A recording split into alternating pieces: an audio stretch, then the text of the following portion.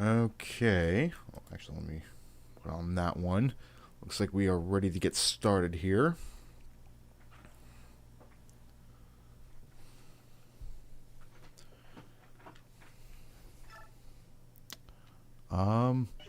Oh, actually we are not, because I need to swap out the memory cards. Oh boy, this is going to be fun. Okay, I'm going to have to reset the entire system now.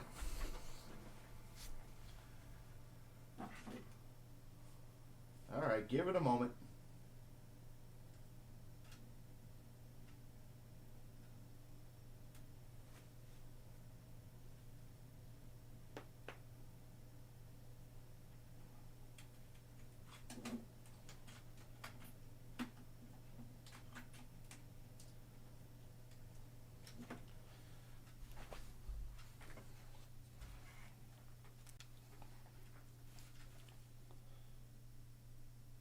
Oh yeah, because I'm pretty sure stream's gonna like that. Okay, there we go. At least OBS didn't have a stroke like it did last time. No, I don't want to go there. Come on, stop that.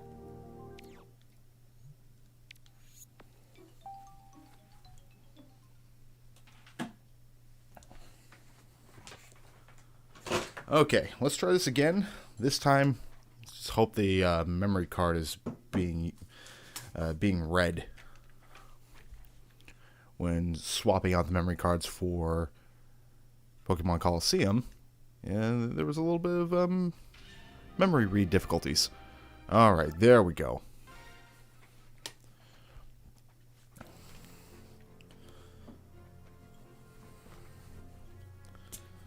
So anyone just now joining, this is Fire Emblem Path of Radiance. And let's see, in the first live stream, did a bunch of introductory stuff, found out that an enemy nation has attacked, and now we have to run. Looking at chat right now, hello Applauded, how you doing?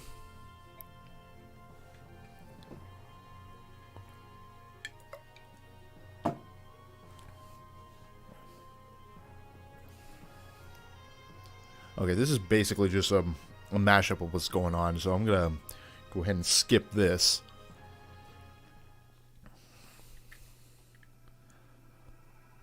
All the map portions do is just they give you a rundown of the current events that are happening in a more digestible bite. Okay, so we're in the Force of Gallia, where we have to do our first arrive mission. It was very nice that you're doing grand there, Applauded. I'm doing pretty decent as well. Plus, I am, I'm slowly just going to get drunk throughout this entire live stream because I don't care.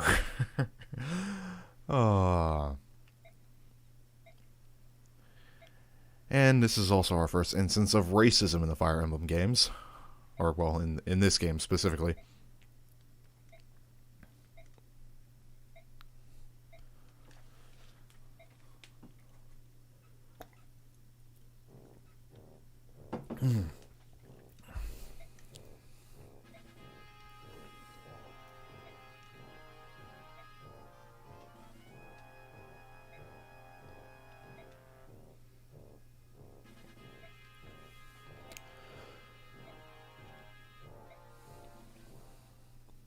Alright, let's see if I remember how this particular map worked. Stick to the forest edge.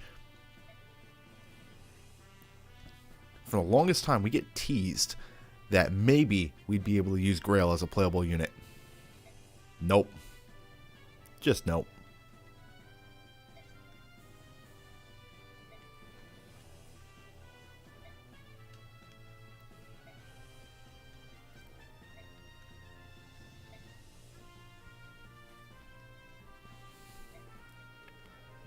Oh yeah, I forget. Princess Valencia is still a thing.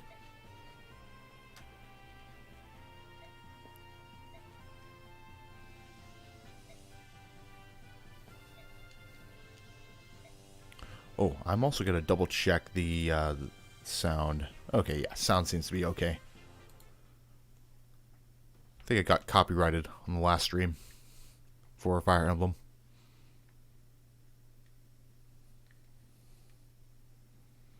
Alright, so this is really not a particularly nasty quest unless you decide to be completely reckless. I believe this is also our first instance of a promoted unit as an enemy.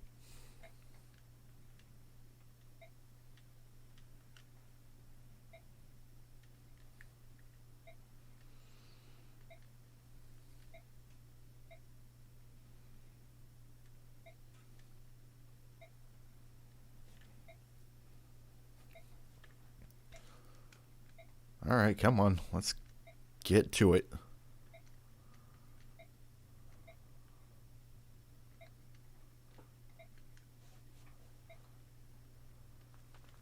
Alright. So, let's see. I don't want Titania in the lead instead. I'm going to leave that for Reese and Soren, since the forest areas do impact mobility. Let's see, let's take a look at chat for a second. Fire Emblem planning and alcohol doesn't sound like a good idea. Have I ever seen Maniac Mode? I think briefly at one point, but I don't hate myself enough to really do something like that.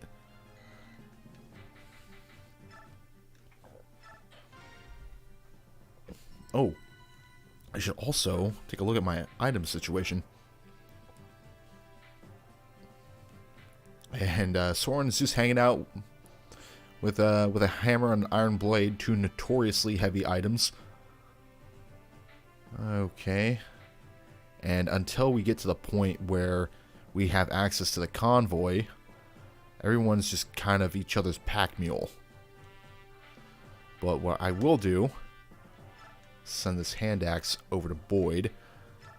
Normally hand axes I leave for Titania, but in a case like this, Boyd isn't looking too good with his level at this point. Okay. So, one more safety save.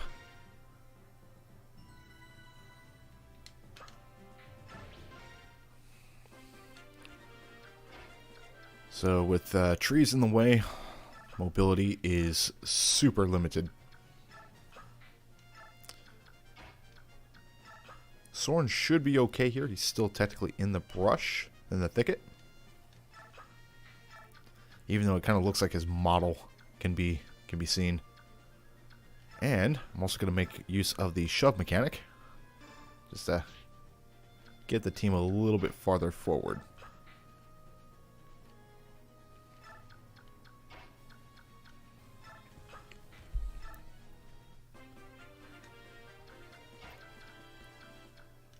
Until you're physically out of the thicket, then the enemies will not attack. They don't know that you're there.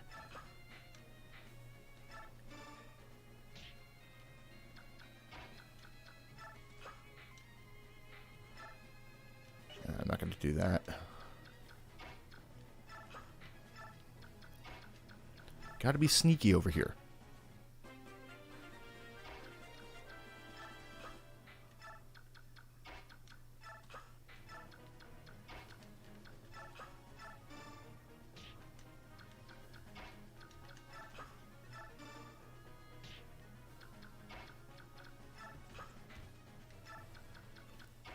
So my goal is to make sure that my weaker units are in the front line, with Soren sort of in the middle, and Reese and Titania are going to be picking up the rear.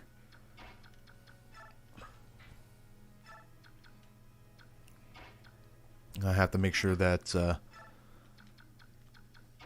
my weaker units get the experience points they need for the coming fights.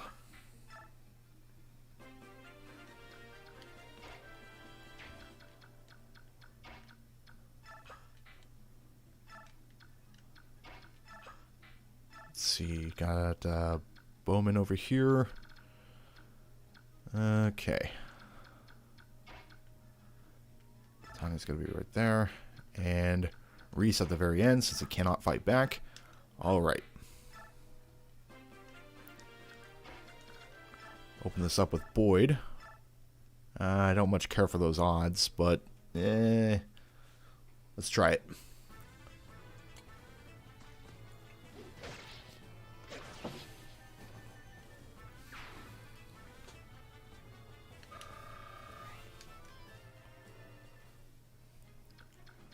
Alright, open up the next attack with Soren.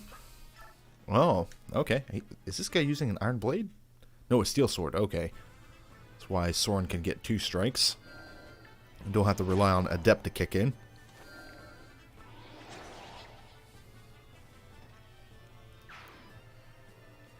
Ooh, I like it.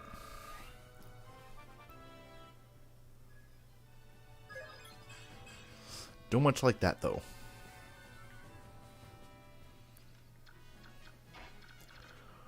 Alright, and let's see. Ike's Regal Sword should be able to...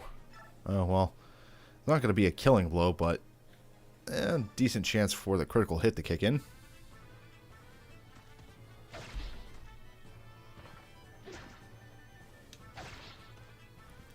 Yeah, that's not too bad. Following up with... Let's see, does Oscar have... No, he does not have a javelin. As a matter of fact, I think Gatry has the javelin. Which is not good at all. Okay. What I could do is have Oscar on the side here, but Let's see.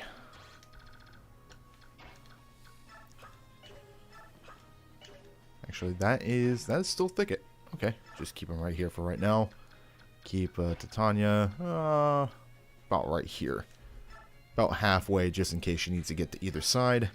And naturally, Reese over here, so he can heal wherever he needs to.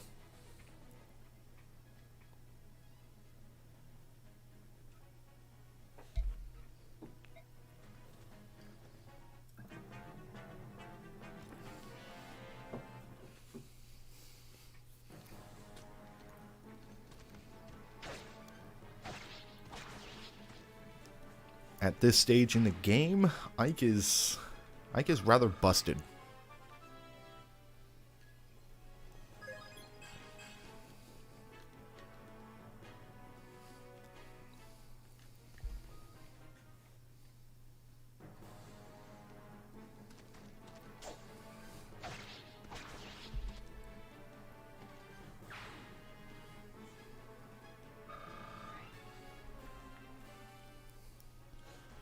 Okay, there's the archer. Oh, and he's using a steel bow. So, might get a little annoying. Let's see, can Soren get 2 strikes in? He can, but it's not going to be a kill unless Adept kicks in.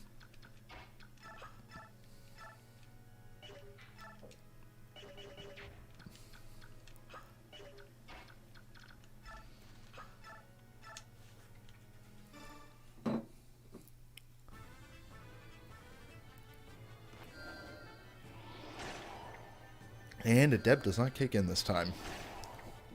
That's okay.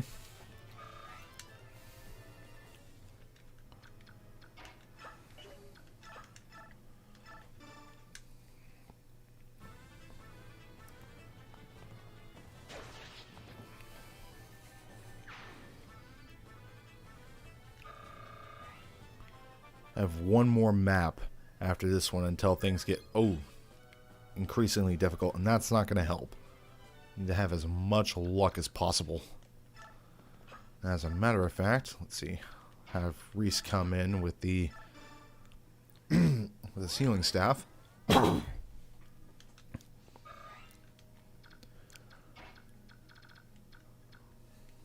With Tanya backing them up, so that just leaves Ike and Boyd.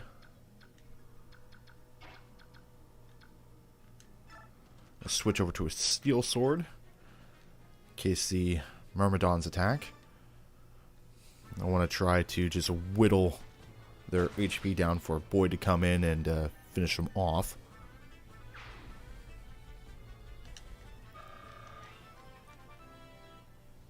Level 17.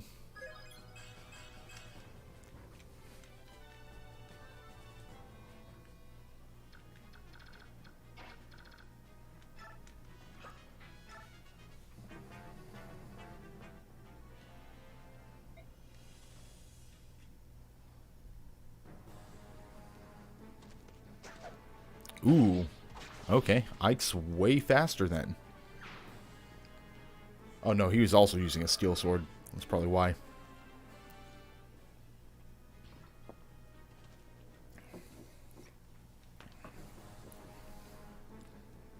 Ooh.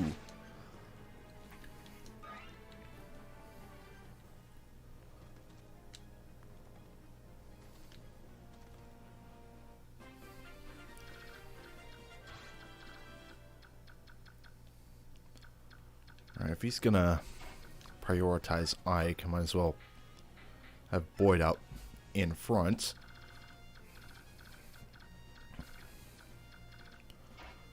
Okay, what can Soren do against this guy? Not much, and if Adept doesn't kick in, he might be in a world of hurt.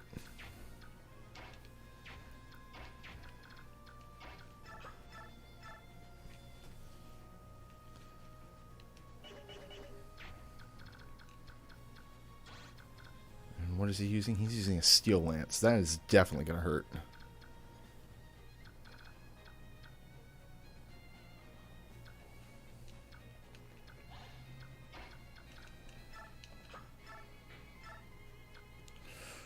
Ooh.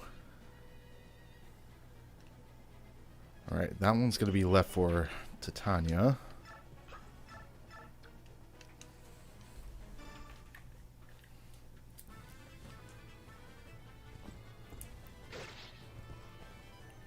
Yikes.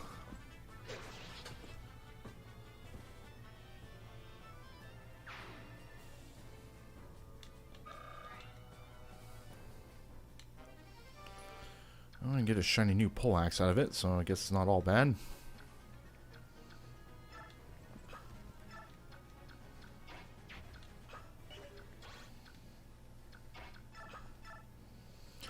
Might as well.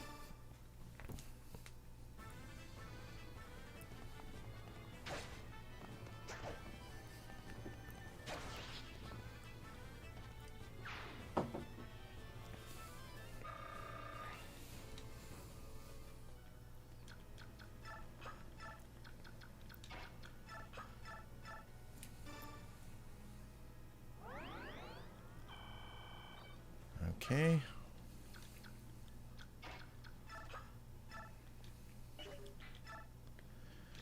All that's left is Boyd.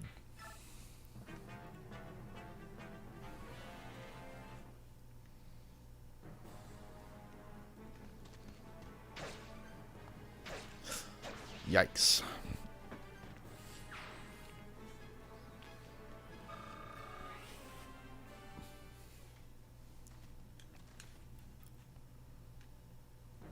The steel sword, I might have 2 strikes.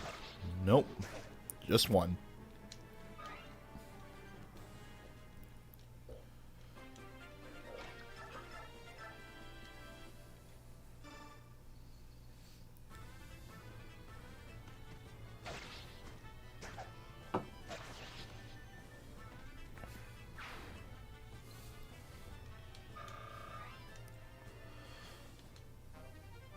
Ooh. I'm going to go ahead and drop it.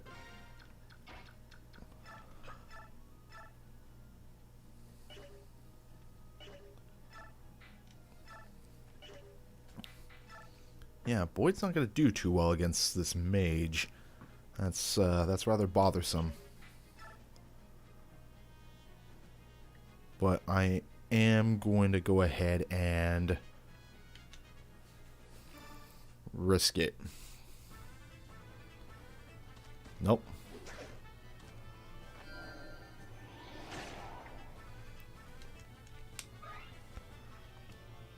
AI typically targets the units that can't fight back. So I'm banking on that mage going after Ike.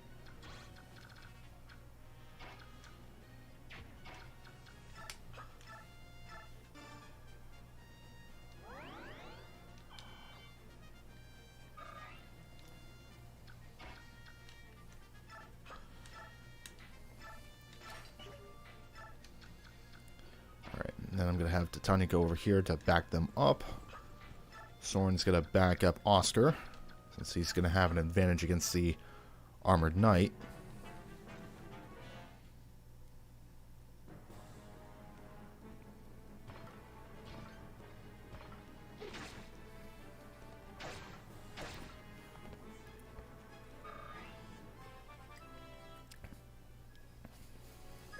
Alright, that's basically every single skill that I want to go up just went up. So that's awesome. As predicted, the AI is targeting Ike.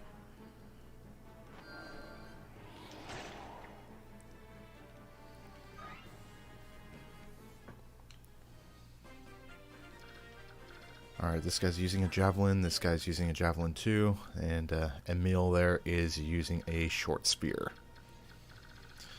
Alright, I'm first gonna deal with this pain.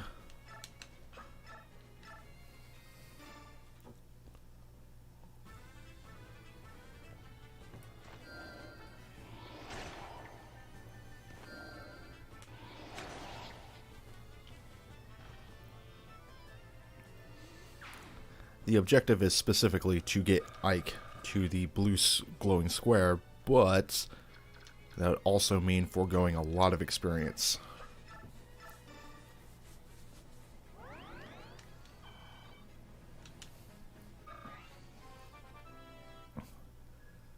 And there is a fight coming up very shortly where you're going to want to have probably at least 2 promoted units if we want to include Titania.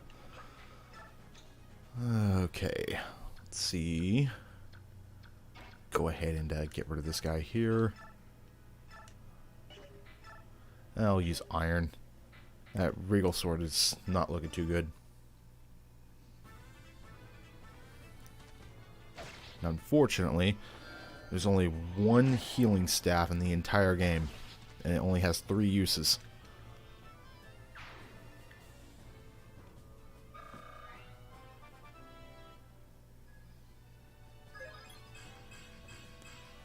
Alright, that's pretty good. I want Ike's health to be an even 40. Let's see. Okay, these 2 are just going to play Slap and Tickle. So, give a Vulnerary to Boyd. Let the enemy unit take the first hit, or deliver the first attack.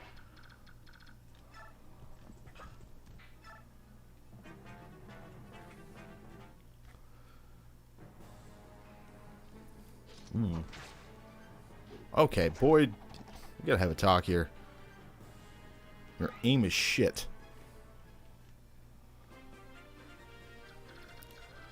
Alright. He has 11, and... Okay. What I'm gonna do is I'm gonna get Soren over to this guy over here. Using Rescue.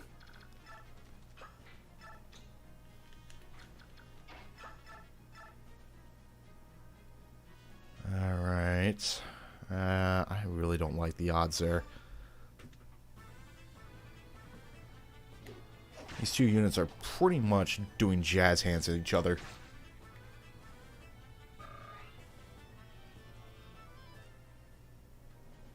The ham meme? I didn't realize that staff was a meme now.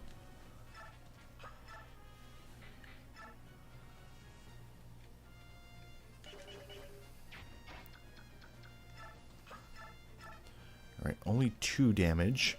And this guy does 2 damage. Okay, so compensate for 4. After this guy, 6. So that's a total of 10 damage. Not a lot of damage at all.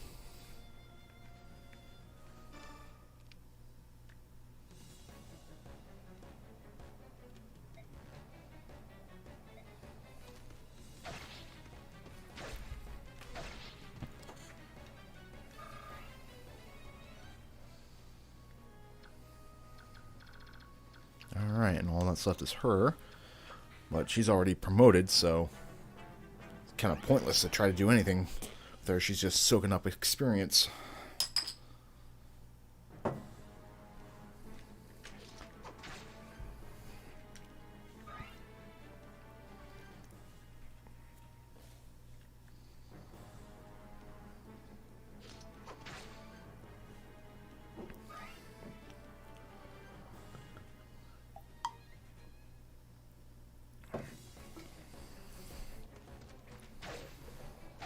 And dead.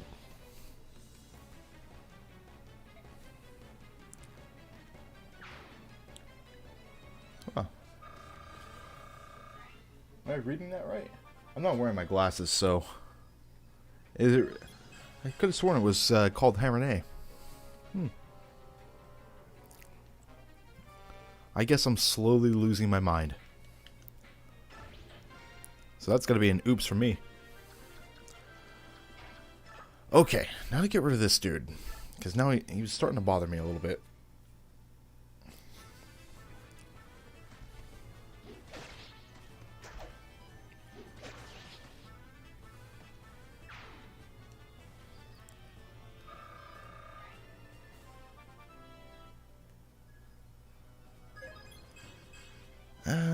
Speed, okay. I'll take speed. Oh, no. Gotta drop Soren.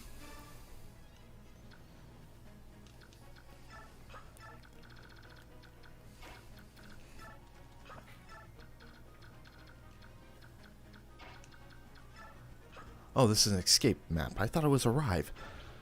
I'm on beer 2 and it's already starting to really affect me. So I believe the more units you allow to technically escape, so to get onto that yellow tile, the more bonus experience you get for the convoy. And basically, I need all the bonus experience I can get my hands on. Oh, crap.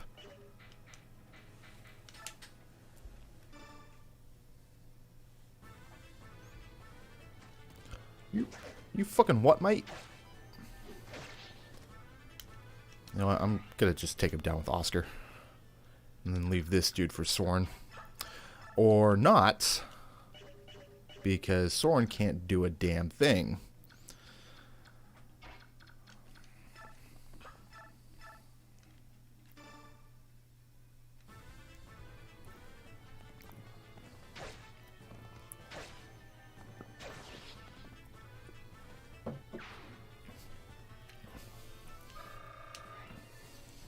I was banking on Soren at least being able to do a chunk, but he can't even do a chunk.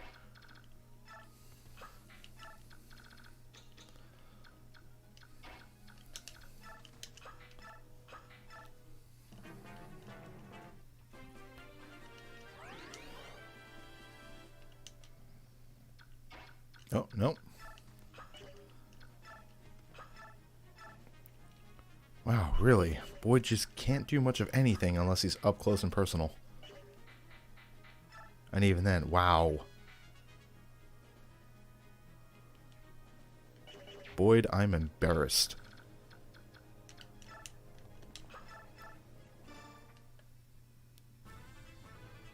Hello, Moxie Mole.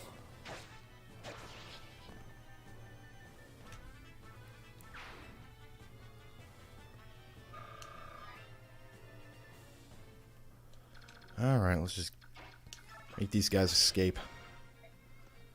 Get that escape in.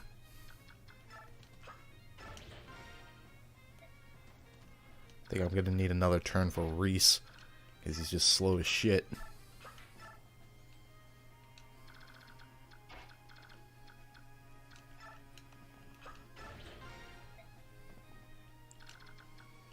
Maybe I could get a heal off. Yes.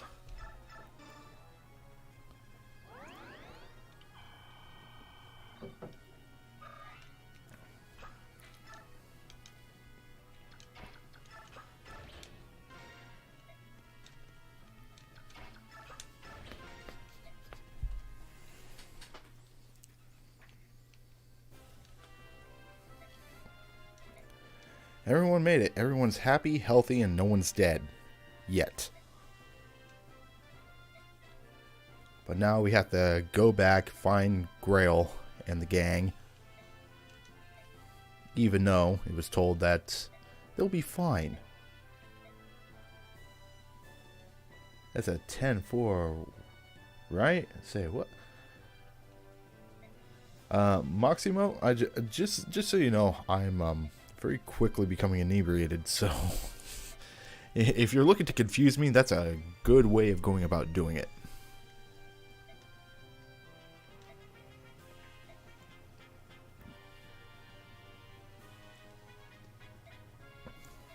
So the gang's gonna go back to find Grail and the rest of the mercenaries, while Alencia is in charge of 2 children.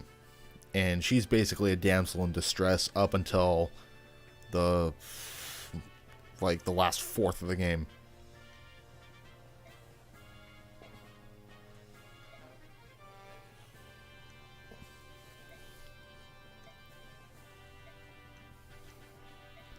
It's nice that we get a men's stab.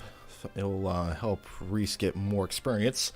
A full 12 experience. It's actually kind of useless.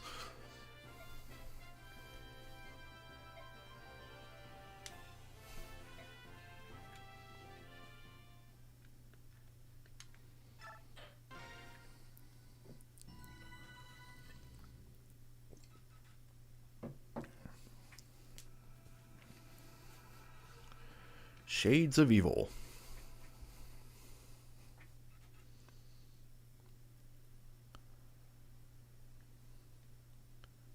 Oh, that's a 10-4. Okay, he's speaking in codes. I haven't heard 10-4 be used since I was in high school.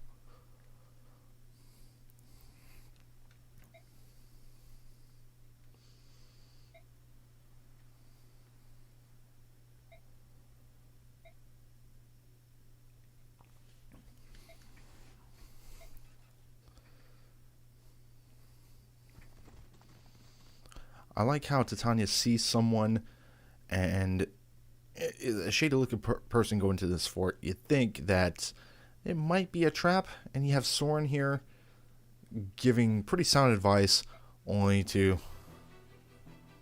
actually put him into a trap. Oh, it's a lot of bad guys.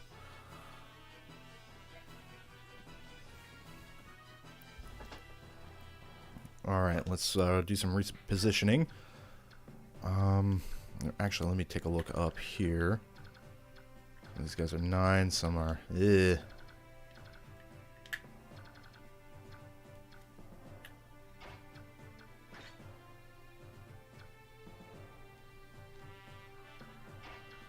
Oh, come on.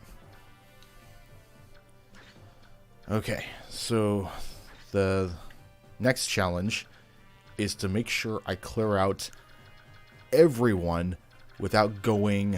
I think the trigger is right here. Like right around here should... It's somewhere between here and right here, but I'm pretty sure the trigger starts right over here.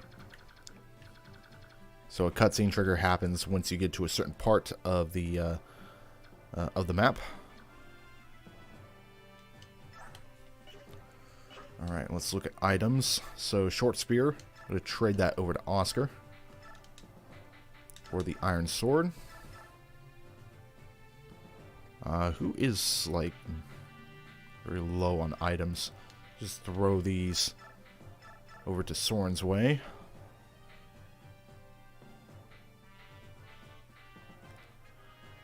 Okay, and Boyd's inventory is all maxed out. But what I'll do is I'll trade a hammer over to Titania and then get the hammer from Soren. Hammer is incredibly situational, but it's fun to use when you do get a chance to use it. Because you're basically wielding a giant stone mallet.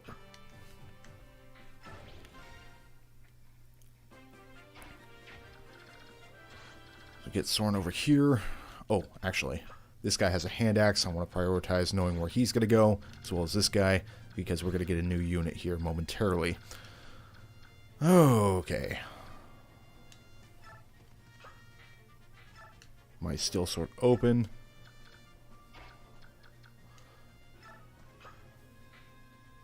You haven't played this game before? Damn, dude, you're missing out. This is a great game.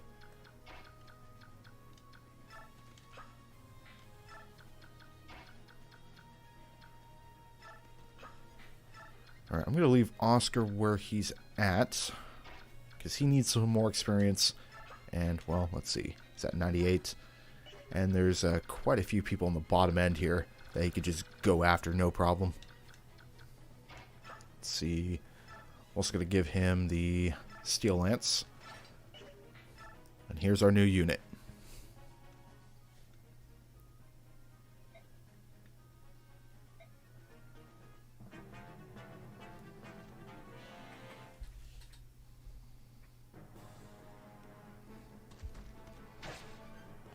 Ooh. Okay, I guess Oscar's not quite fast enough to double hit someone using an iron lance.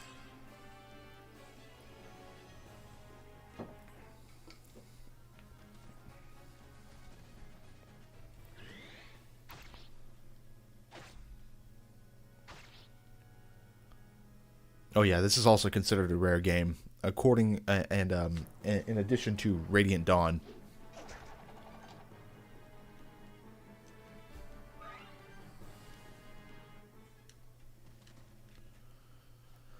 Oh, lovely, a javelin.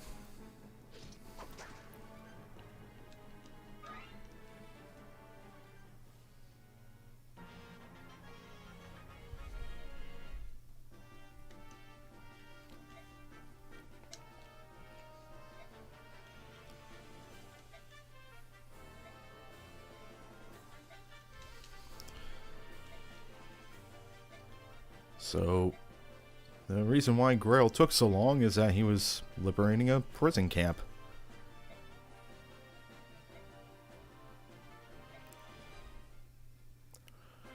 Okay. Go over here. Take a good chunk out of this guy.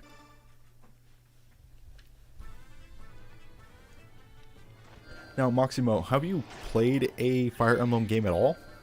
Doesn't necessarily have to be this one, but just anything in the series?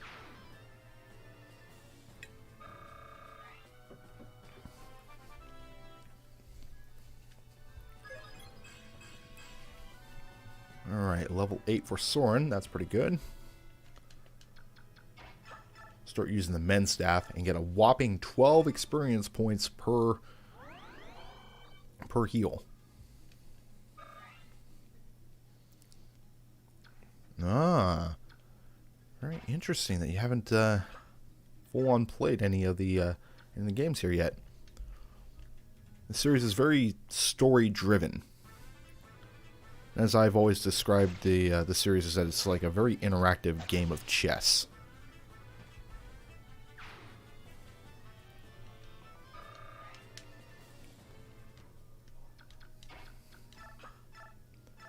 Oh, that should be good enough. And I think this is the dude with the key.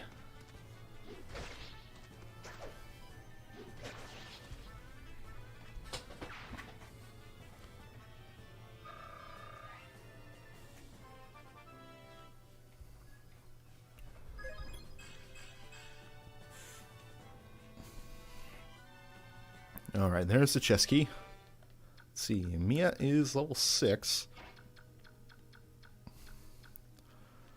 So, you know what? I think I'll go ahead and take on this guy. Usually I have Mia stick with the rest of the group.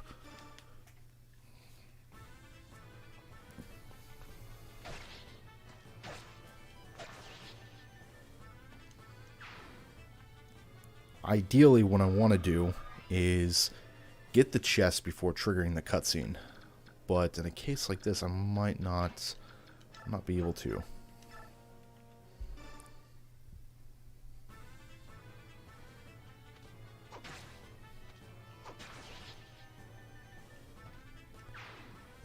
Well, Boyd got res. Oh, man. You know, I almost always ignore magic resistance.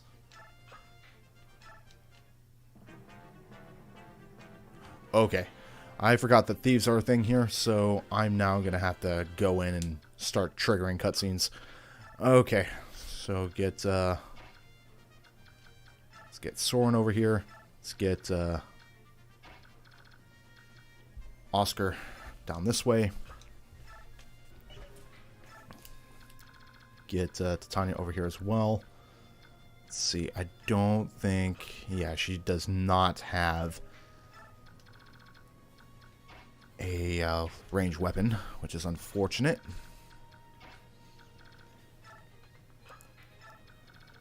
Alright. Good. It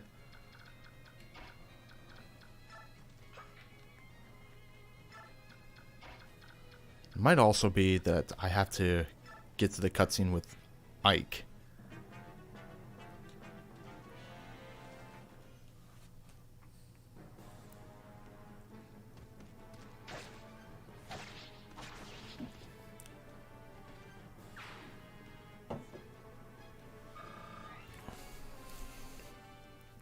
Oh, crap. You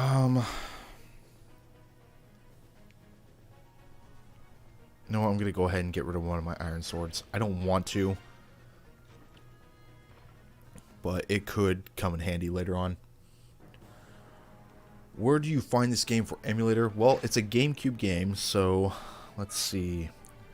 I want to say like Dolphin, but I think Dolphin was N64.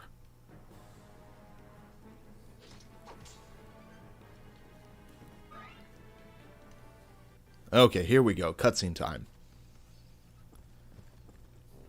And thankfully, we're not actually fighting Patrine.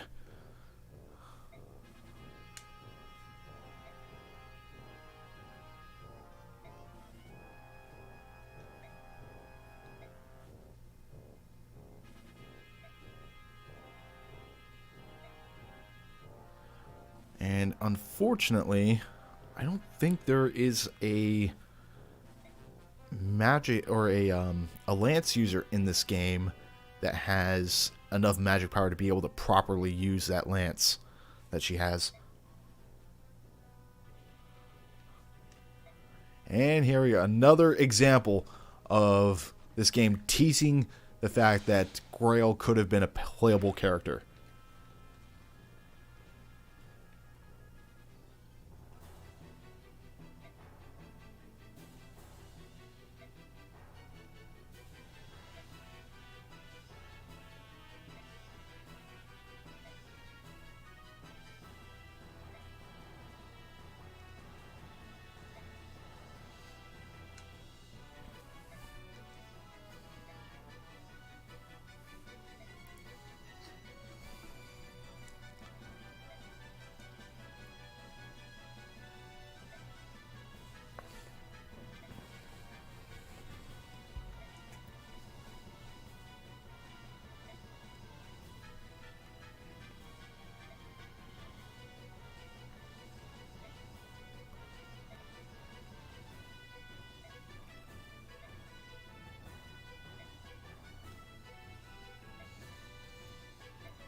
I like Patrine here. She thinks that she can stand a chance against Grail.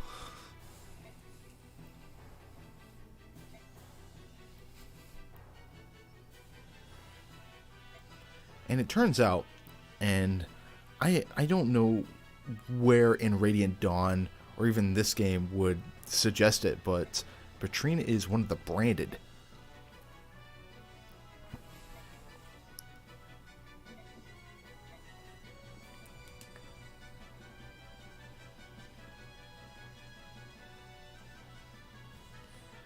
He's the dad of a lord in the Fire Emblem. He's lucky to get past it. Oh, that's very true. Oh god, I forgot those enemies come from the bottom there. Okay, let's see. I'm gonna try to have Soren maybe. No. I'm gonna have Boyd take him down.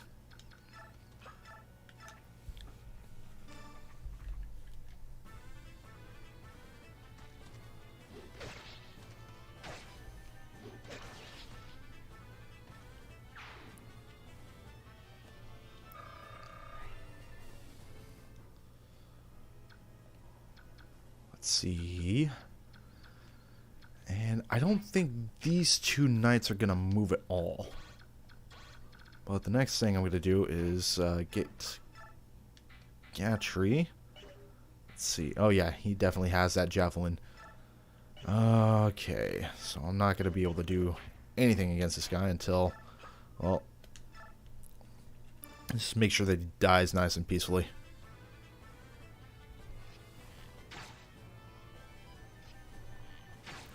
It's like the only... Oh. Okay. I should have went with a steel bow. Wasn't mathing correctly.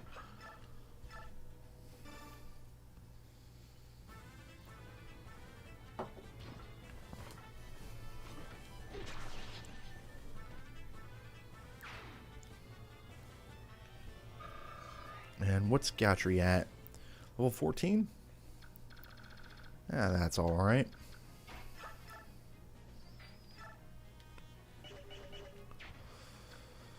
Okay, I am not going to risk losing Mia so easily. So I'm going to just have Oscar do his thing over here. Oh, he's using fire.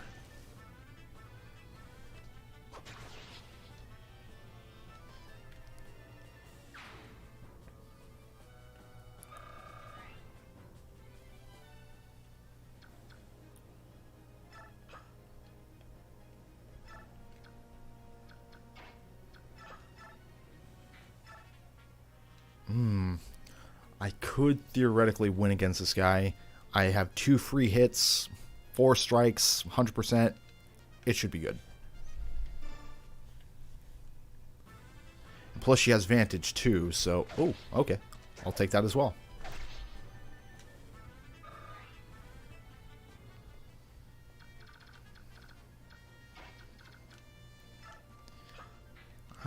I'm about 90% certain that these guys will not move. They're just stationary obstacles.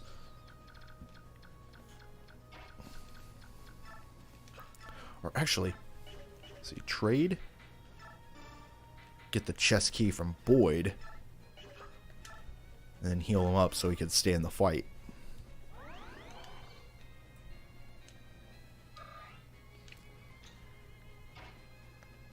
Let's see. Yeah, definitely want to use an iron axe.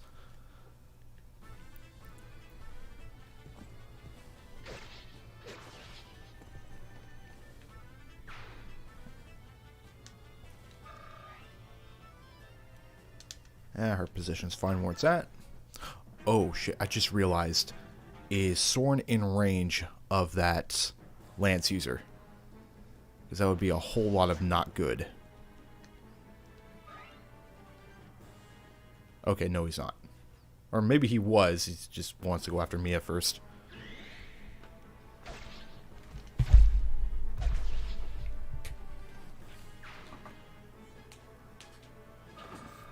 And level 7 for Mia. Strength and skill, okay. I'll take that.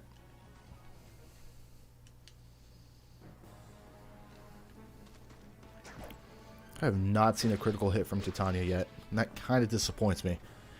Paladin critical hits are actually really cool.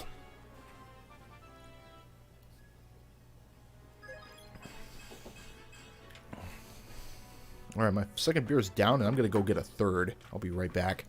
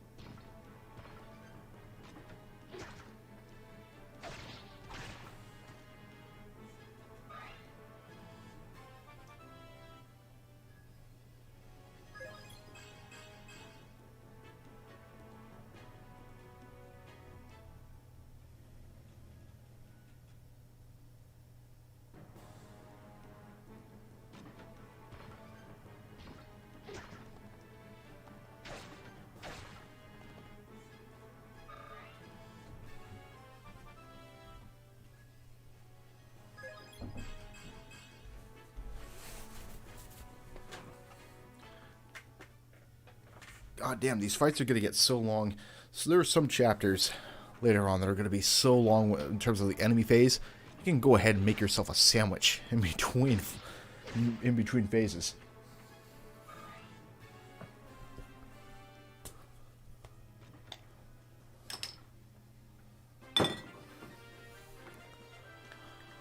Okay, so, well, that's confirmed for me that they do indeed move. And that's also perfect because Soren needs some more experience.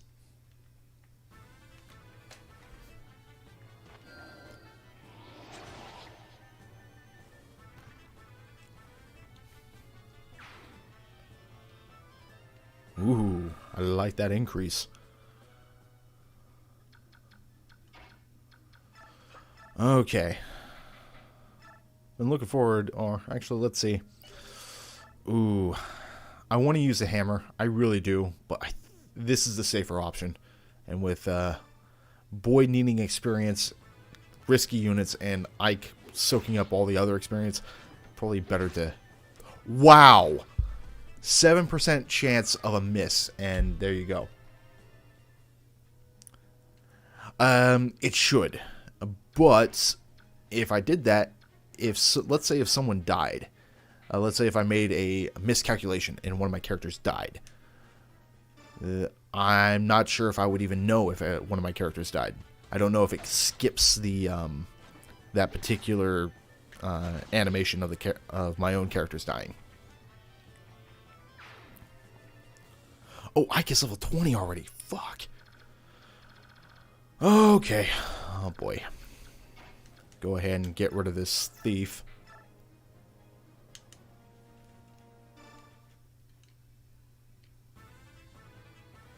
And there's the critical that I wanted and was hoping for. Oh, crap. Alright, where's he at? Level 3? I guess it's okay. I don't like that stat increase, though.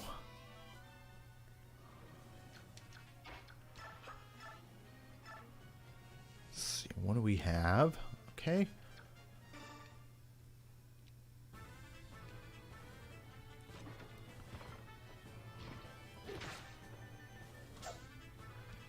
Only a single health point left. That poor guy.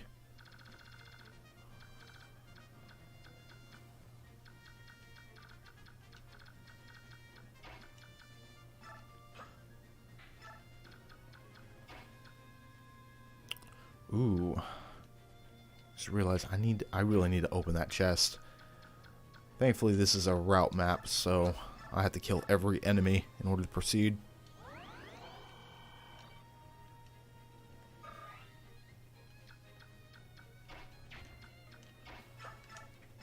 Alright, get rid of this dude.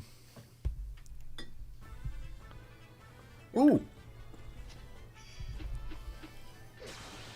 Gotta love that critical hit right there.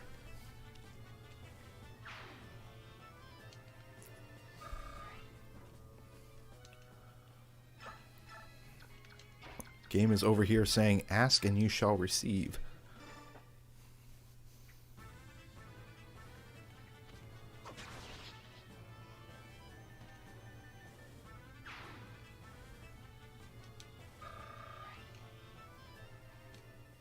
Oh, and that'll be a good item to give Soren. Alright, these guys only have a movement of 5, so 1, 2, 3, 4, 5, and put... actually, I'll leave him right here, since I don't know. Yeah, it looks like he could possibly get Mia, but I don't want to risk any more needless damage.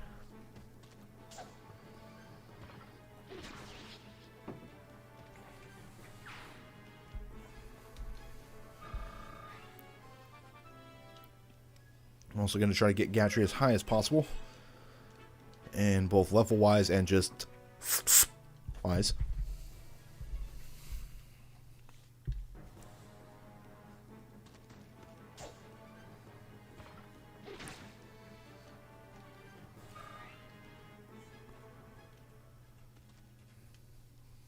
Oh, shit. Okay, that's not good.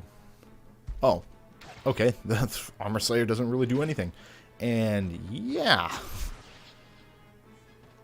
Wow. Okay. So against Gatry at where he's at isn't going to do much of anything.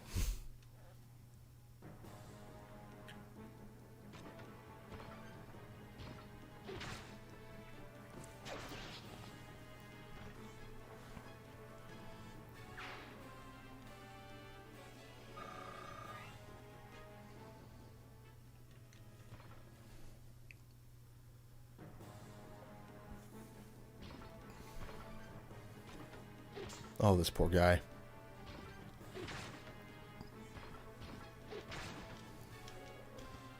I think I could switch to a Steel Lance and still be able to hit twice.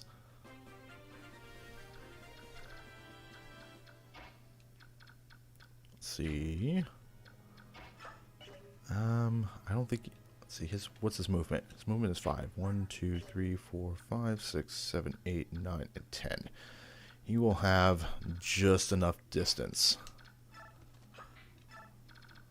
But just in case, I have Soren nearby to help out.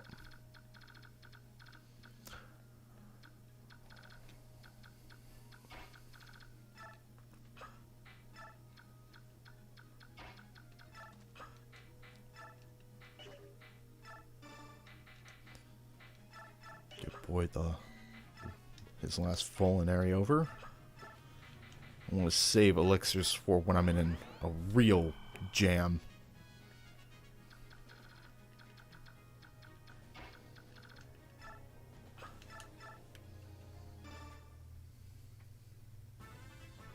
Ooh!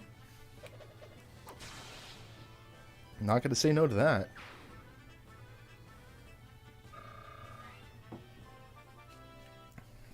And level 14.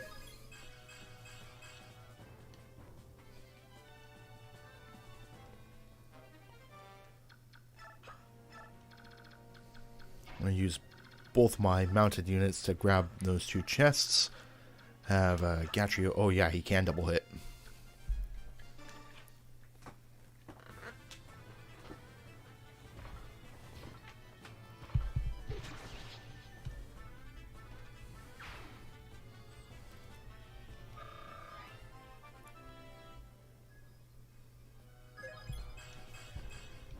Alright, strength, defense.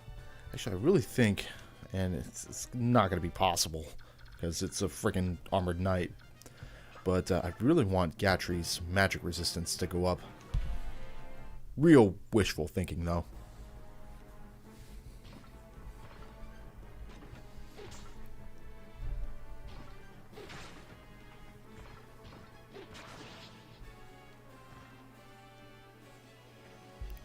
Alright, this guy's dead.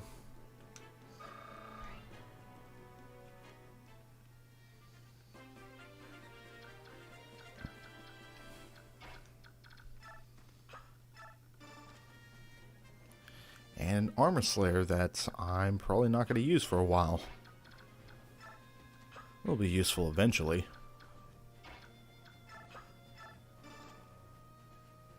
Ooh. Oh god. Okay, yeah. Definitely want to drop a vulnerary.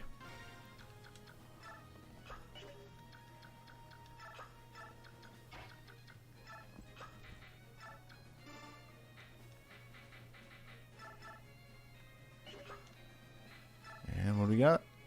A ward.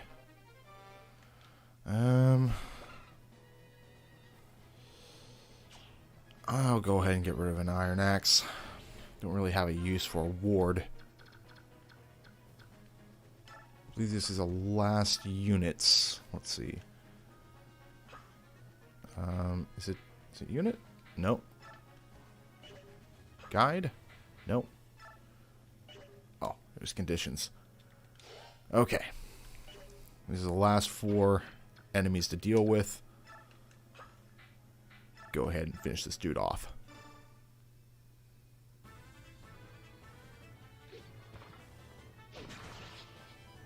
He has a 30% to level up his resistance. Oh god. That is not a percentage you want to rely on.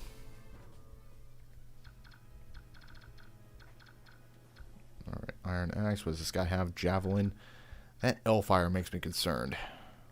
Might be able to use Ike to deal with the Sage. That's a big yikes.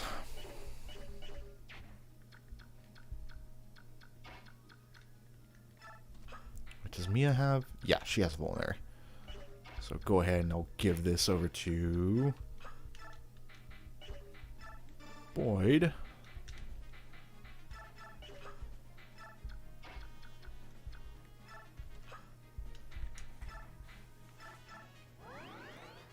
Oh yeah. Early game, Gatri's pretty freaking monstrous. And then he's going to go away for a while. And then he's going to come back and he's still pretty freaking monstrous.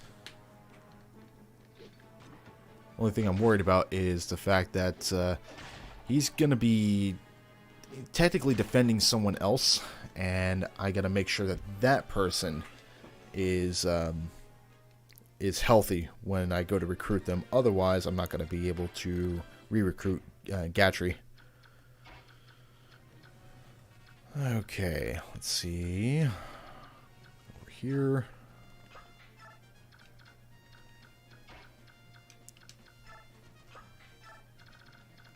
See what I can do against this particular guy here. Oh, man, that's just bullying.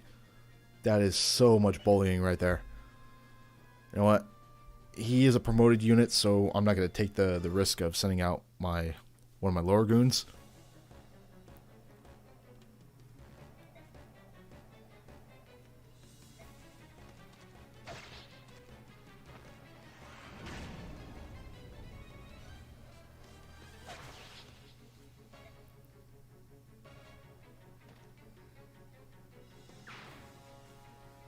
And a mage band. Okay. That's pretty good. Oh, so tempting. Let's see, what about steel? No. About iron? Let's see. Hammer increases the other dude's accuracy by quite a lot. But he might target Ike instead. There's really not a whole lot of places where a hammer is viable, unfortunately. But I could give it to Titania for the next map, because I know where I'm going to send her, and it's usually a rough area. Alright, I'm going to stick to the Iron Axe.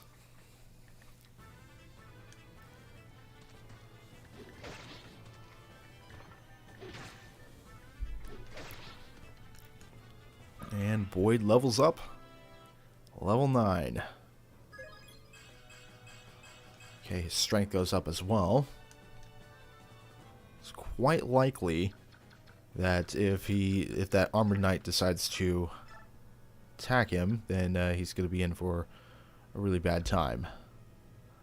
Okay, I'm going to not do that with Mia. I know she'll technically live through the Knight's attack, but it'll still do quite a bit of damage.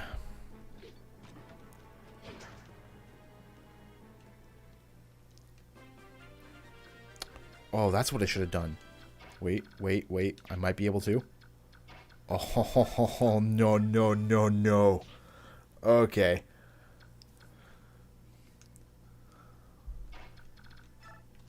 Oh, I'm so doing this.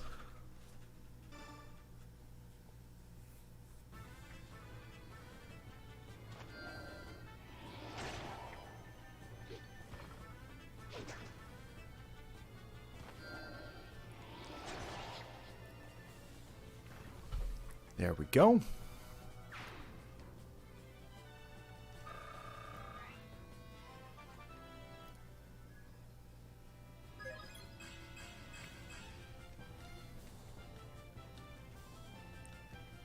Nope. And oh, actually, before I do that, oh, that's right, I used Reese already. Okay, never mind. This poor guy's gonna die. You know, this is a violation of the Geneva Convention, I'm pretty sure.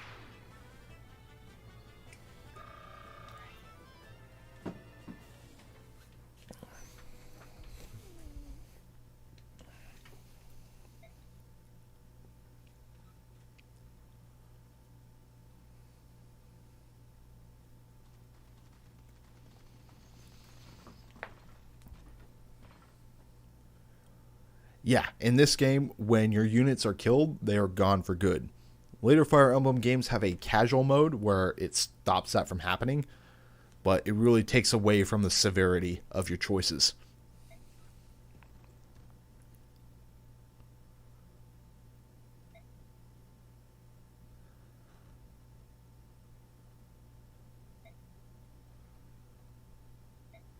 Oh yeah, that's right. I'm going to need to have Rolf on my team too to re-recruit Shannon.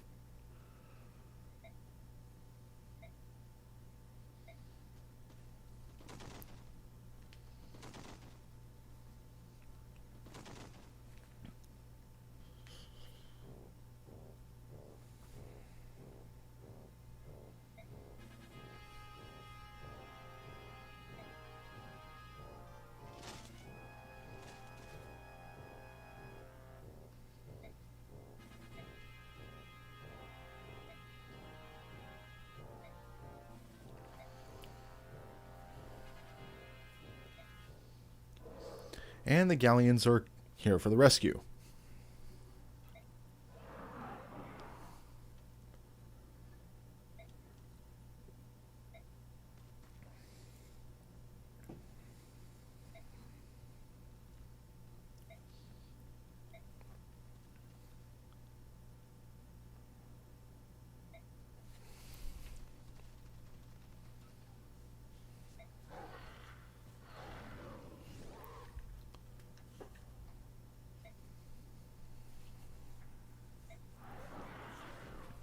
I believe the two behind Renolf are Mordecai and Leith.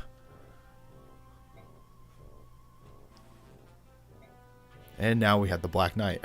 Just a smorgasbord of characters are just showing up here.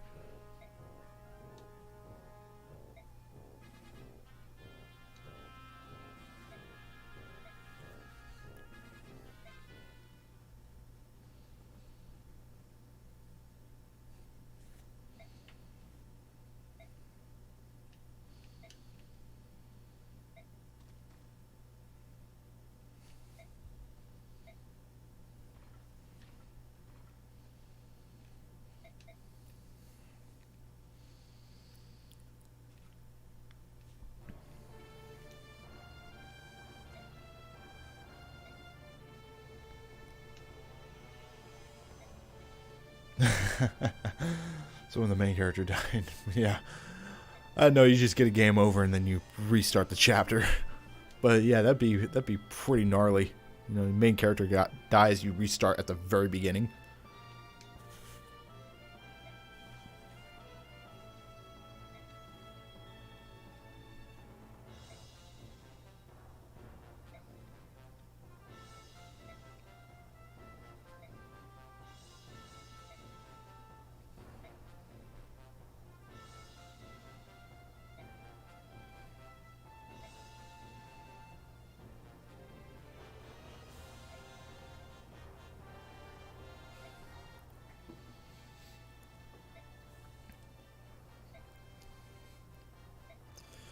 Like how Alencia's all sad and then Radiant Dawn comes out to retcon that whole thing.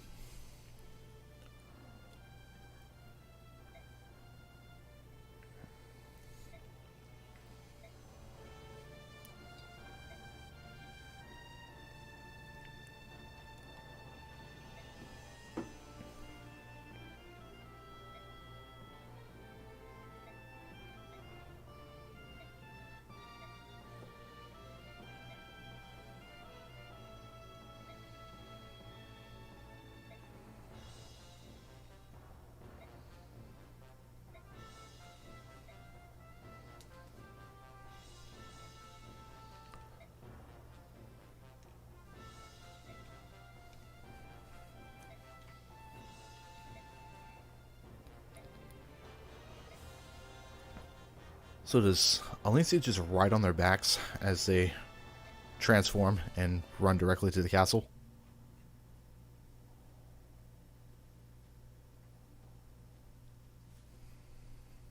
And that's not...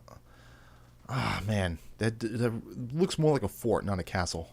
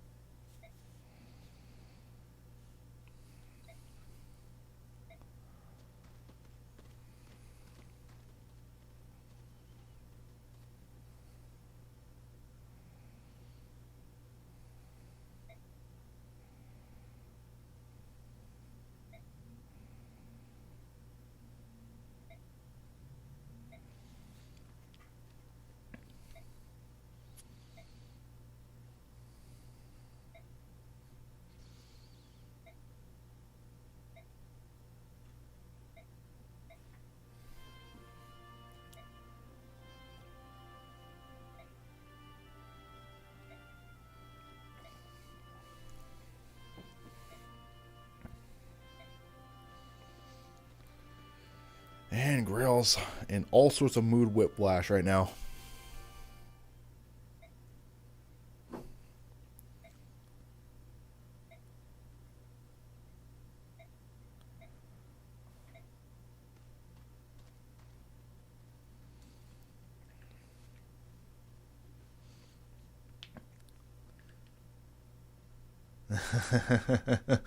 Your senses are correct there, Moximo.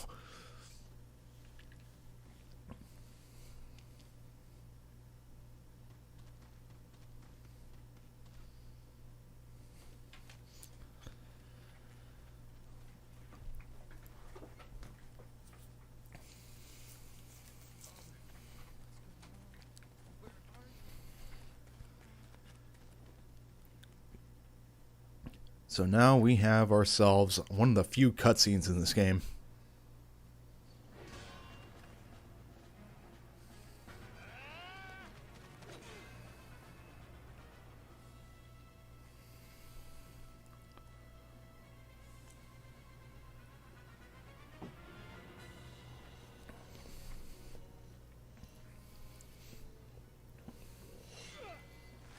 I do like how this cutscene does seem pretty cinematic.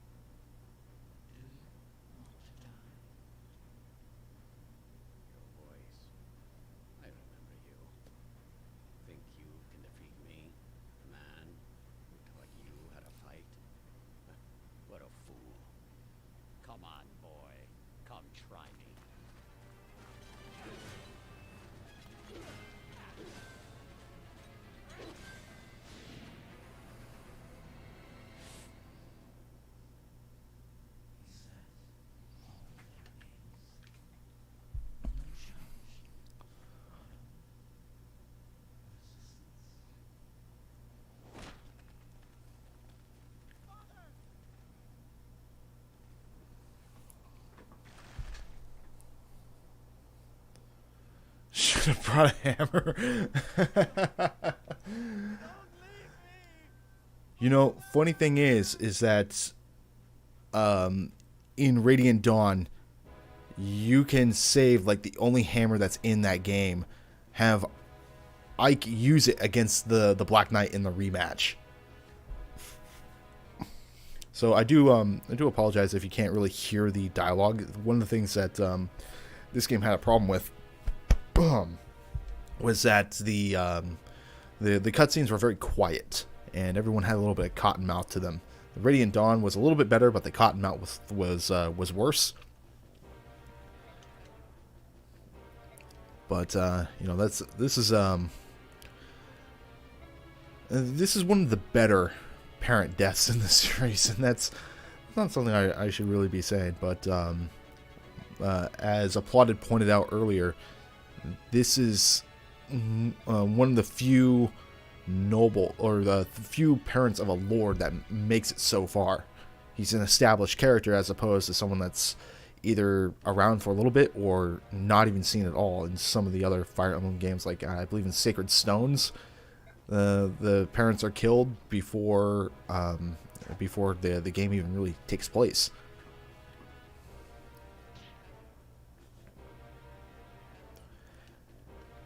And this is a personal gripe, and it's not to really bash on Sakurai, but you know, Ike is very famous for the phrase, "I fight for my friends." That is one of the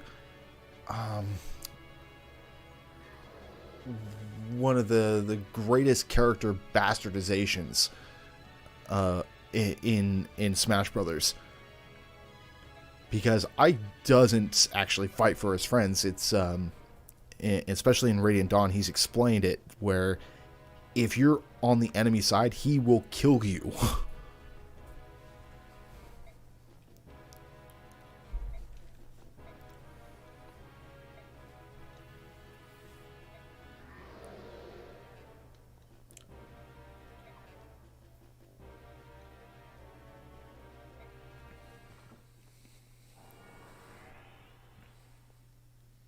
Oh yeah, in the first Fire Emblem game, yeah. Didn't Marth have a sister too?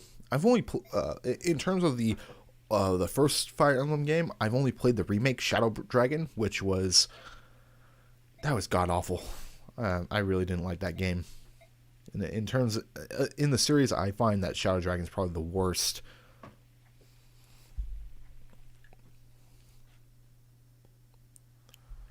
It was a little bit too faithful, it seems like, to the original version.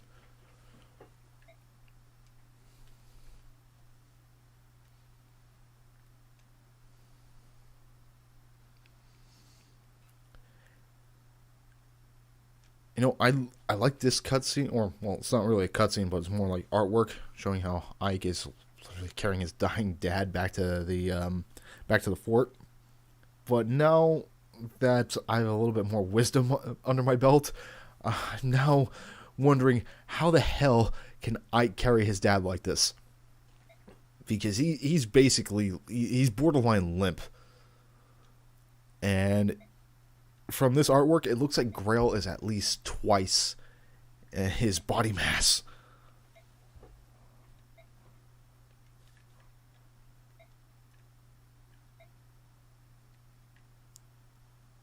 Also, unlike other Fire Emblem games, Grail's death is pretty much drawn out.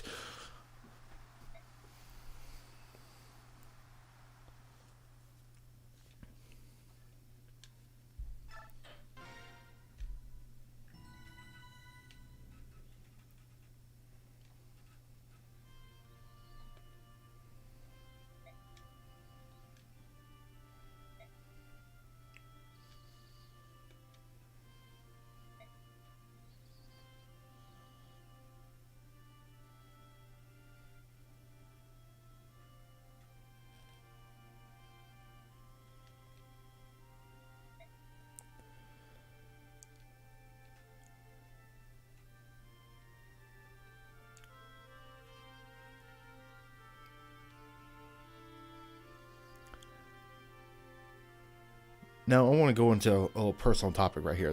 What Ike is saying, it isn't a dream, is it? This is all real. I lost my dad not too long ago, so December last year, and I kind of had this same feeling. Like, even though I refused to speak to my dad after the sort of his actions towards me, when I found out that he died of lung cancer, it still took me a few days to really absorb the fact that he was gone.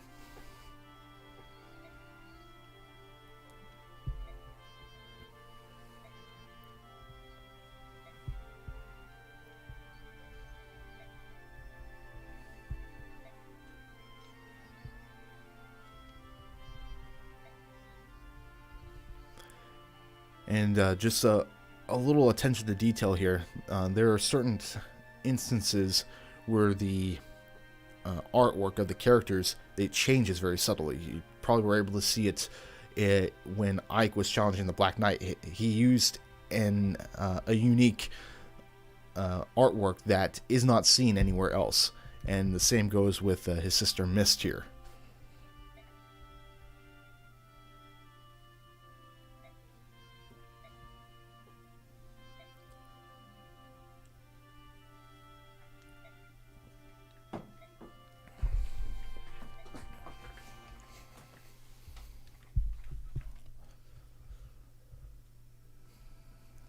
Despair and Hope. So this is one of the big chapters. This is the one. Oh man, this is a harsh one.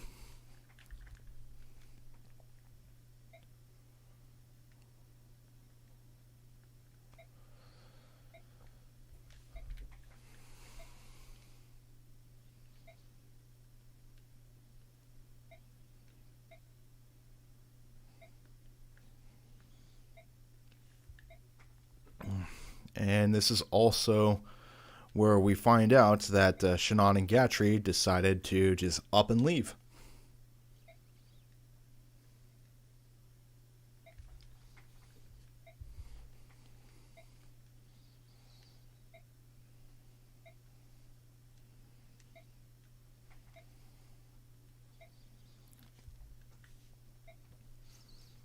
And their departure was hinted at earlier in the game where they were talking about fame and grandeur.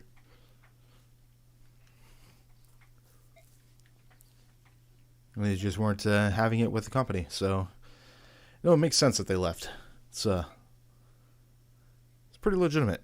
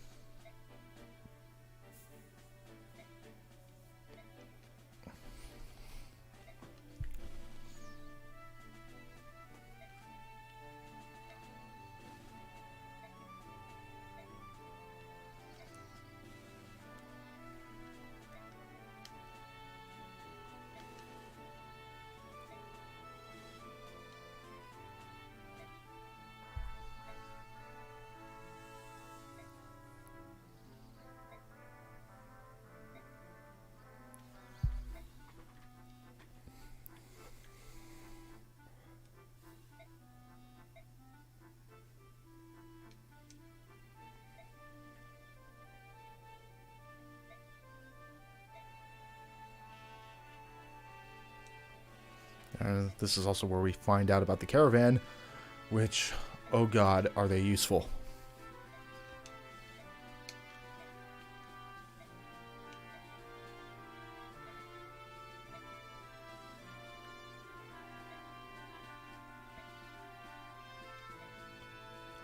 Alright, Maximo, if you're taking off, thanks for hanging out. I'm going to be doing this last map, and then I'm going to be calling it an evening.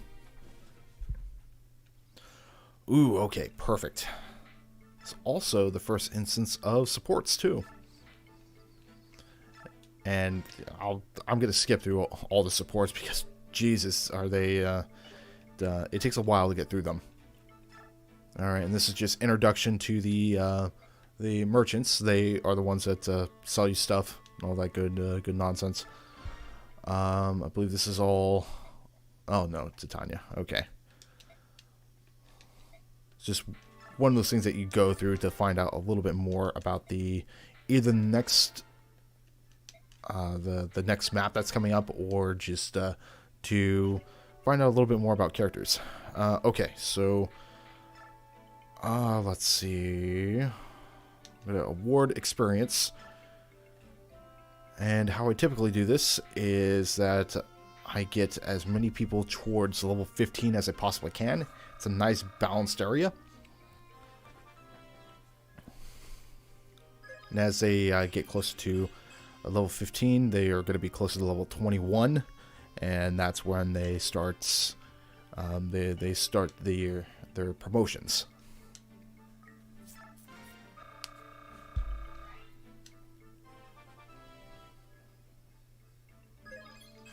Alright, so that's good for Boyd. He definitely needs points and skill.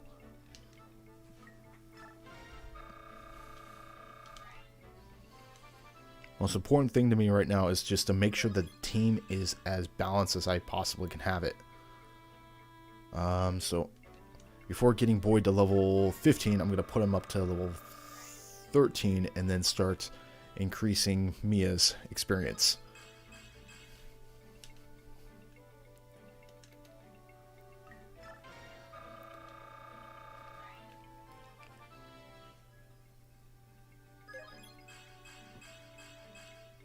Okay, Boyd's defense goes up, so that's also very helpful.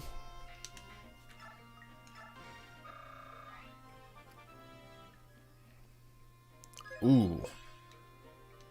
That's a big oof.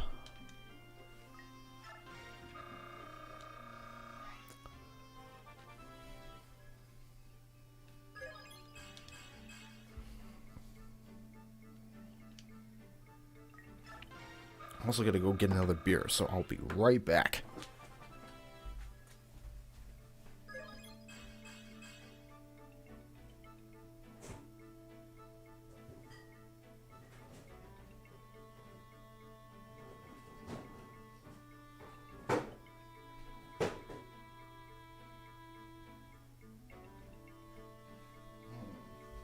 Strawberry or pineapple?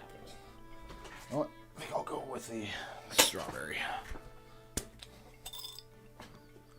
There we are.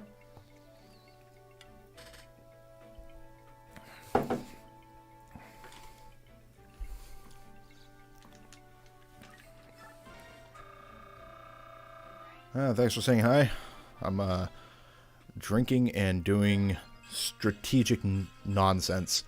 I've been told that it's a bad combination, but so far it has served me well.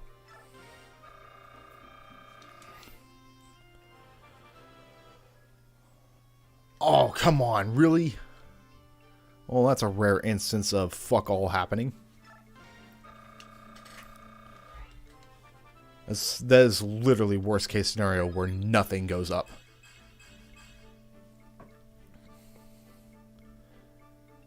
I'm not drinking soda. I'm drinking, well, it's technically hard lemonade, but oh man. Oh.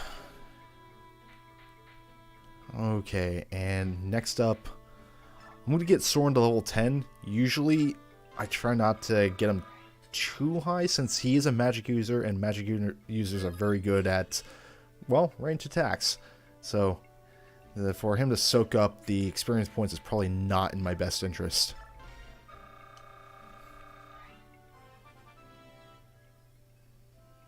Oh, that's not good either. I want to have at least, let's say, 3 things go up. See, like right there. That's about average for me. That's pretty much what I want here.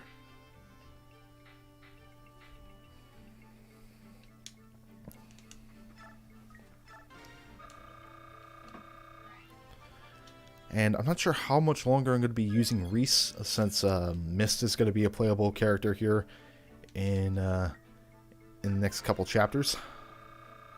Actually, it's a chapter after this one, I believe. And so, Mist is ungodly broken in this game.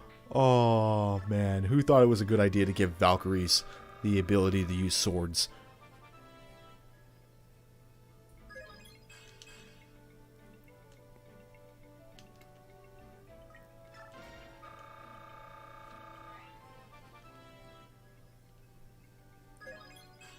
So yeah, that's basically what most chapters are going to be from here on out. It's mostly me leveling up certain characters, outfitting them with the right weapons and armor just to get into the next fight.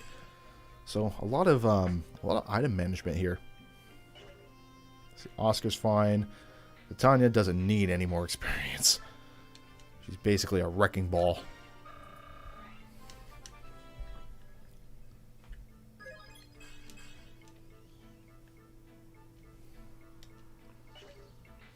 Alright, in terms of skills, I think Mist comes with the miracle skill, so I'm not going to give that to her.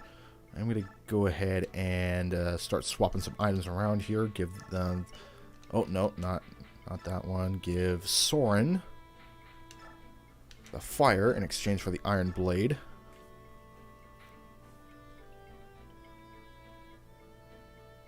If Reese wanted to stay on team, he should have brought a horse. Yeah, that's basically it. Reese is the only one that's able to use light magic when he gets promoted, so that's like probably the one instance where it's okay to use him. And if I remember right, light magic, see, here's the area for light magic. Don't have anything of that type, but light magic is the it's pretty decent. It doesn't really follow the effects of the normal trinity of magic. I'm gonna throw my short spears in here and then take the javelin. Until I meet up with King Kineas, I'm gonna be pretty strapped for money.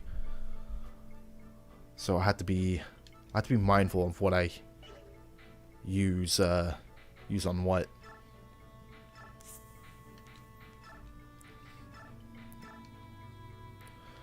Alright, and I'm going to give that Armor Slayer to Mia. Oh, no. Where is Mia? I don't even think she can... Oh, yeah, she can use it. Okay, that's good. And lastly, or at least I think lastly, I'm going to get that hand axe from Boyd. Titania's definitely going to need that. Okay. What do we have here? There is another recruitable unit, And unfortunately, I have to be very, very careful on how I proceed.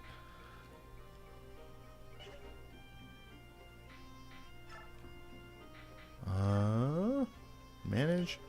No, oh, no, it's definitely an outfit. It's got to be, right? Oh, shop. There it is. So I always like making a custom weapon. Oh, yes, I should definitely give him the main... Man, let me do that real quick before I forget. Trade. Let's go to Soren.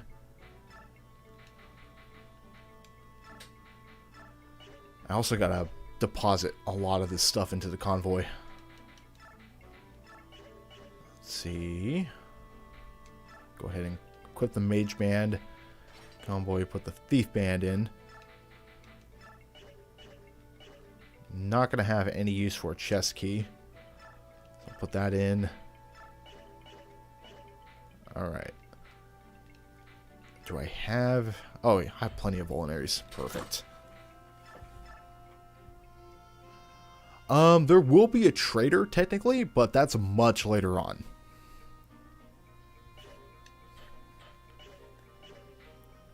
Oh, I'll give that last vulnerary to Ike.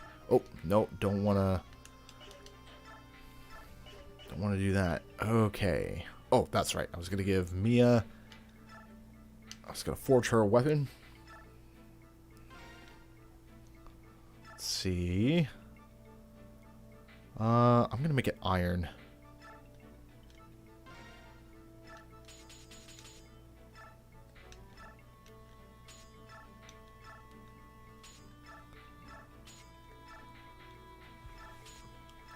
It's a little bit much, but I'm going to go ahead with it.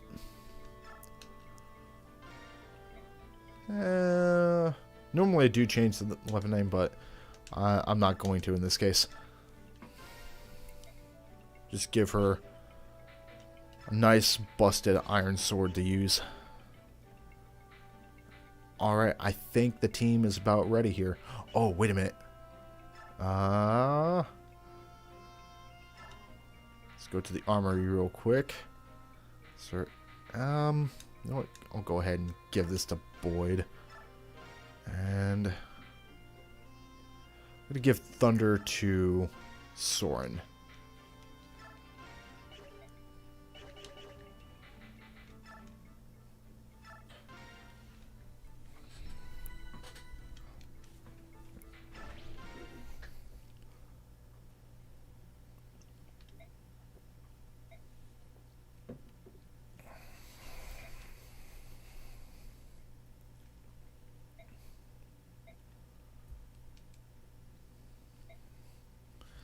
And so now we're on another siege map.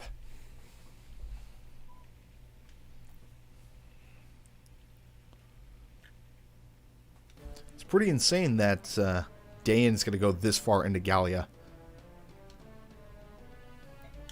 And Boyd's absolutely right, so...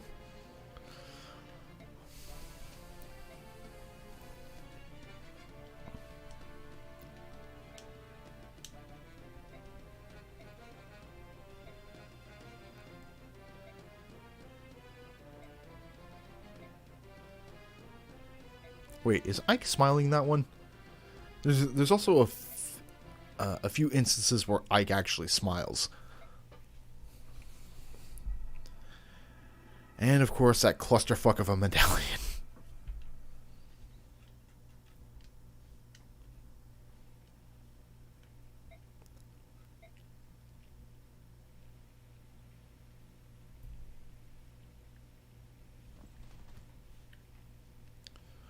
Okay, so I think I see, I believe her name is Ilyana. Over on the top there. And it's very, very important that I don't accidentally kill her. Okay, so Reese is going to be in charge of the base itself. Titania has the right, Ike has the left. Let's see, Boyd's going to be backing him up. And Oscar and Mia will take the front. So that's pretty much how this is going to go. So this is our recruitable character. So it's Ilyana or Ileana. Kind of like Ileana a little bit better. The hungriest of characters. Oh, wait a minute. You see that? Causes enemies to attack other units first. Okay. So I want to be absolutely sure that she only attacks Ike at a range. Oh, and I'm going to make use of Ward. I rarely ever use Ward. I don't know how much experience it gives, so let's take a peek here.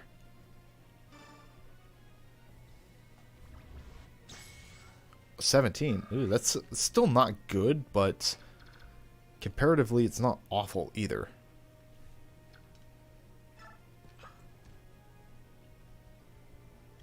Yeah, that medallion is pretty much a MacGuffin in this game. In later installments, it actually has more of a purpose.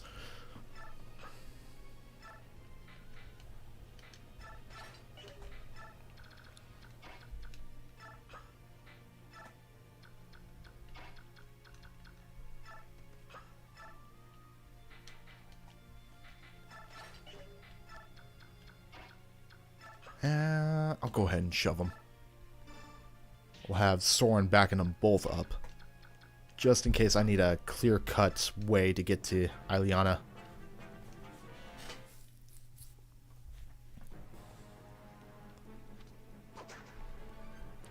Ooh, maybe I should have kept the short spear. I only had 5 uses left, but...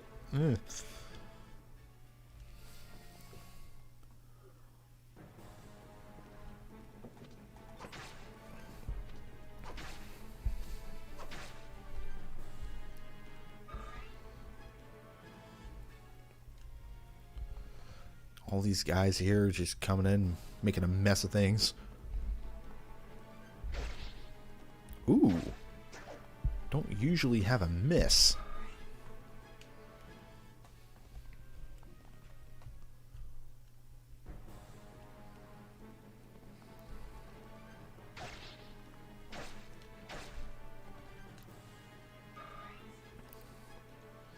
And this is where the enemy phase taking so long gets really, really apparent. Again, I could probably use the start menu to skip the enemy phase entirely, but like I mentioned earlier, I don't know what sort of consequences I'll have in terms of if by some chance one of my my character units die, and worse, if I skip it, I can't make a strategy on the fly. I basically have to look at everything that had went on during the skip and just try to figure out what to do from there. Ooh, critical.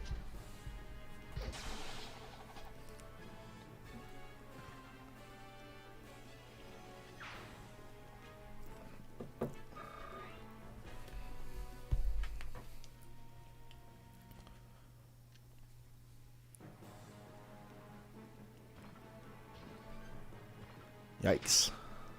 Ooh, another critical.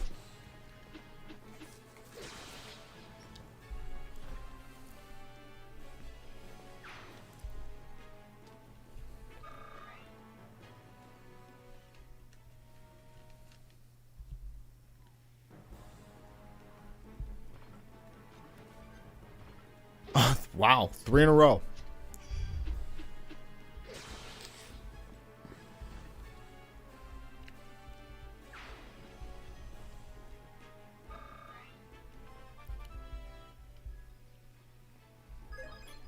Alright, strength, speed, and defense.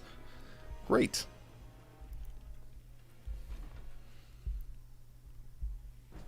In most other Fire Emblem games, the promoted unit is one of the or the early game promoted unit is one of the first to become irrelevant later on.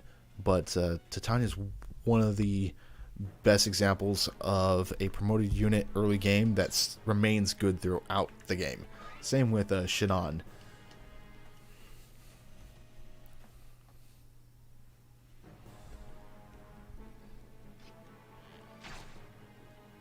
I did say I was disappointed I wasn't critting so often, or specifically I wasn't critting with an axe, because that's what I was hoping to see. And I guess Titania here heard my pleas. I hope this hits. I was right. Ooh. 1 HP left. Seth from FE8. That's Sacred Stones, right?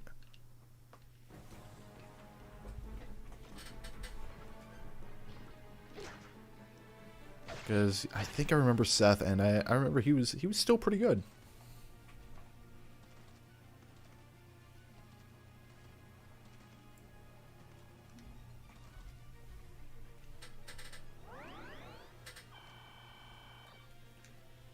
Sacred Stones was a great game. That remains one of my favorites. Ooh. I don't know why. I love the mage critical hit.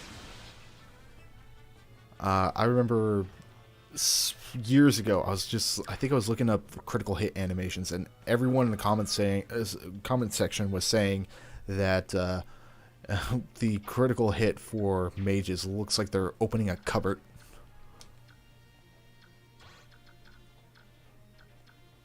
Okay, so with Ileana over here, I'm going to make it so she comes to me instead of me going into her range, because I don't want her to be forced to go in a direct fight.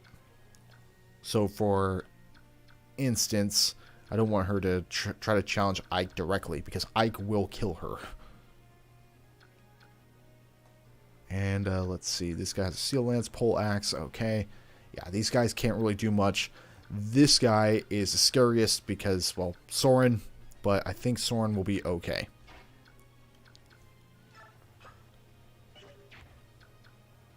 And how good is her ability to dodge? That's a pretty good ability to dodge. Okay, so that one's 56, that one's 36. So odds are Mia's going to get out of this alive. Oh, another critical. Wow. Okay, the criticals are in my favor today, so that's very nice. Just had to take a late stream for it to come up. And let's see. 15, 5. You know what? I'm going to go ahead and I'm going to get rid of this. No, actually, I'm going to do it from right here. I'm going to get rid of this dude. Or, actually, I'm going to attack him directly.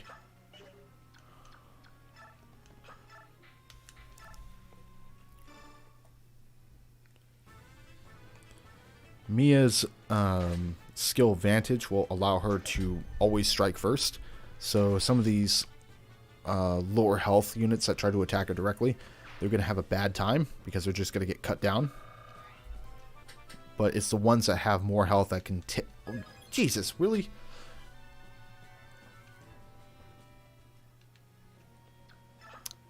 Ooh, I don't like that. I don't like that at all. I don't like that either. Alright, I'm going to go ahead and attack this guy here.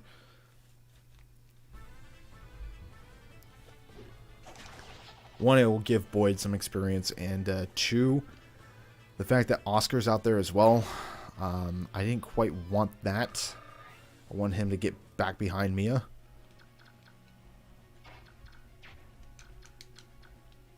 And now I'm going to get rid of this guy as well.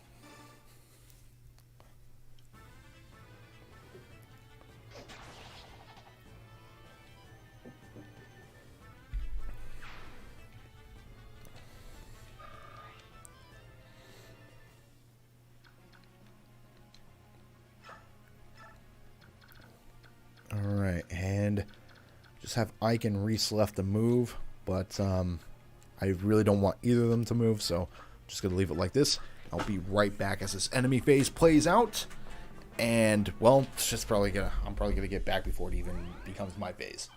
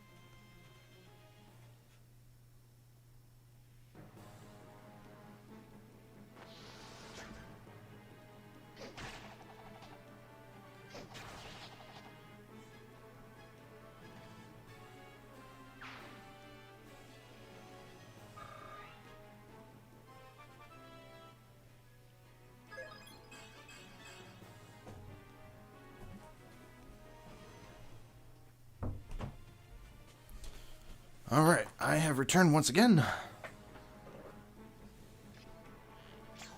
Alright, what do we got? Let's see, Ileana's over there. So, I was kind of wondering when she's going to move forward. Oh, Ike over here with the critical.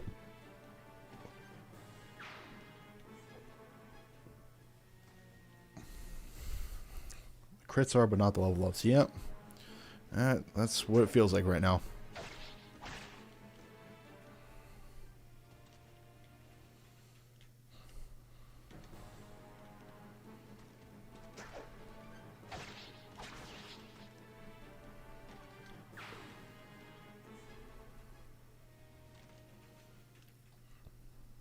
This guy's over here with the steel lance. Can't do a thing against Ike.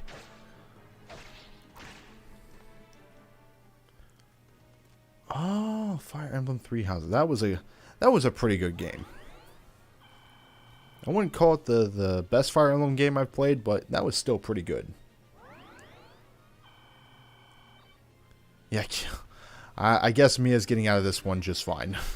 That's I think we're good on that end. What I'm worried about here. So we got several cases. So Ileana here is that I don't want her to go here or here. The only reason she would do that is if A, this guy stayed where he's at and this guy stayed where he's at.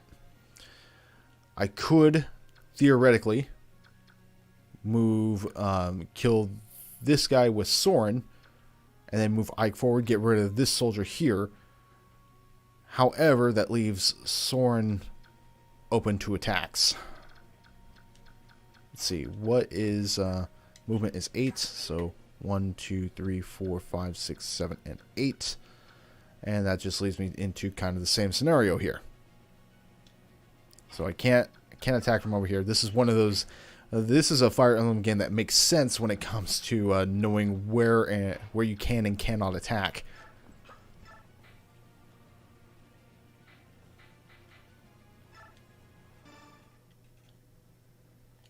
Aw, you hating on Mia, really? She's a bit of a glass cannon at this point in the game, but once she upgrades to Swordmaster, she's pretty good. I'm trying to think. I know there's at least one character I cannot stand in this game. I don't remember which one it is. So let's see. This guy, 1, 2, 3, 4, 5, and 6. So, in order to ensure that Ileana doesn't get killed, I'm not even sure if she attacks directly. She'll just move in front of Ike.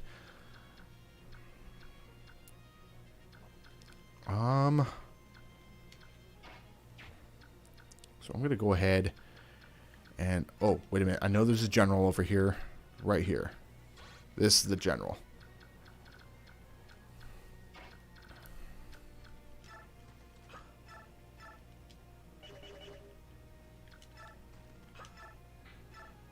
No, I'm going to go for it. Fuck it.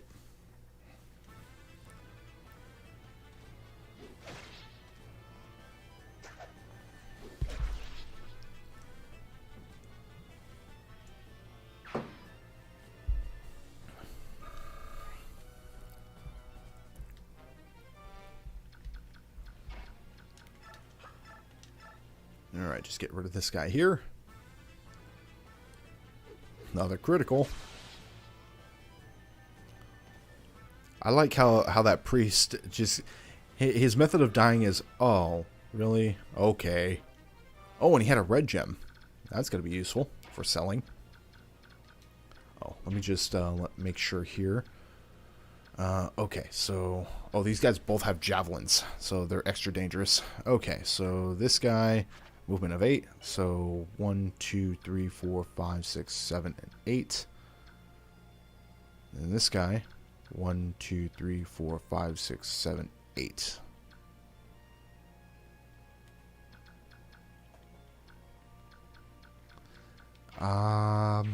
He could survive 2 attacks. He'll be okay, right? Wait.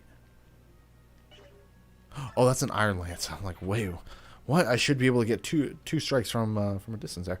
Okay. This is absolutely a game that can be speedrun. There is I only know about one speedrunner of this game, and I kind of want to say that I'm a fan, specifically because I'm like 90% sure he's Native American, like I. I wouldn't say exactly like I am because I'm only part Native American, but he definitely looks like he has that travel blood in him, and that makes me happy.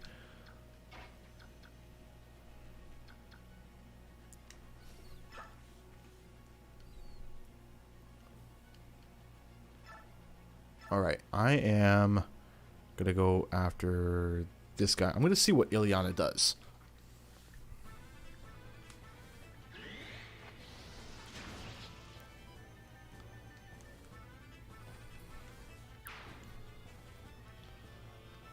Yeah, all these guys, they do look like they're kind of loners, aren't they? Alright, I hope this priest has enough sense to move, because I don't want to kill Ileana. I want to make this an all-character run.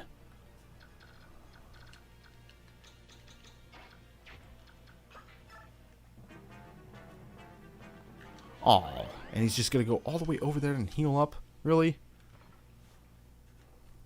What does this guy have? Steel sword? Okay. Dead.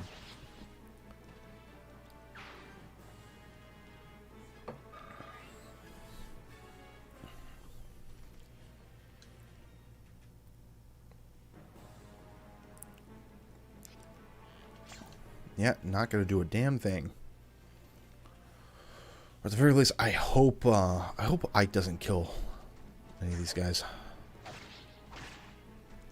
There we go.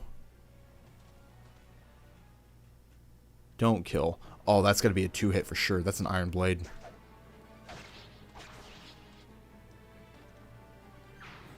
Wait for it. Oh shit! That priest didn't even move. Okay, she doesn't even attack. Perfect. So, I'm going to go ahead and talk to Ileana here. I am going to interchange between Ileana and Ileana.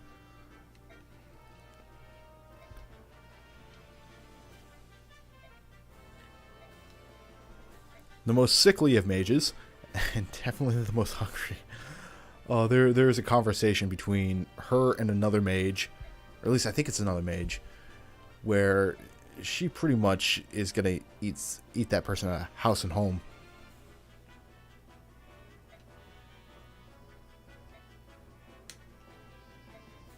And I believe she is from Dan too.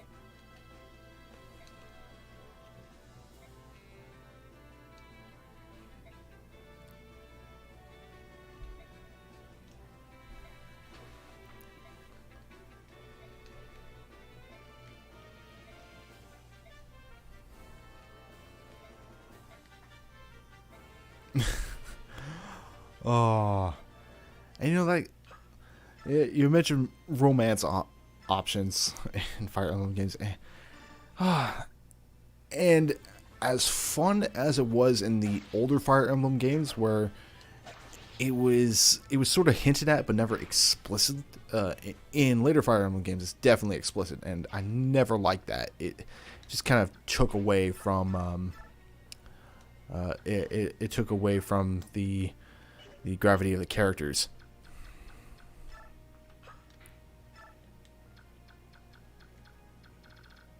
It's getting late tonight. Oh god. Alright, gonna go with that steel axe. Oh man, Titania's still going strong. I was primarily worried about the mages. Everyone else is pretty much dead meat.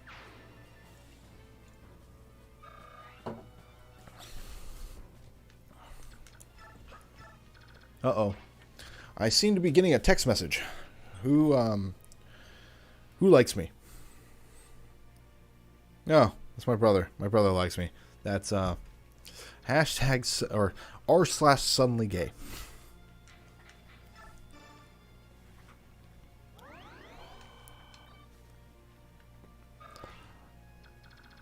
He's gonna get laid tonight, and he really, yeah.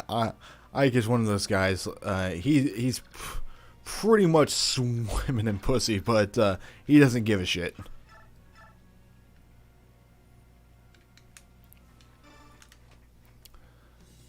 Now, very rarely do I attack a general with someone that's other than Titania at this stage in the game.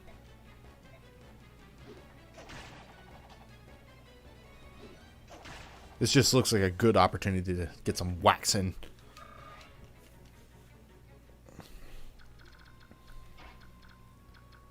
Oh man, my controller's D-pad isn't the most functional right now.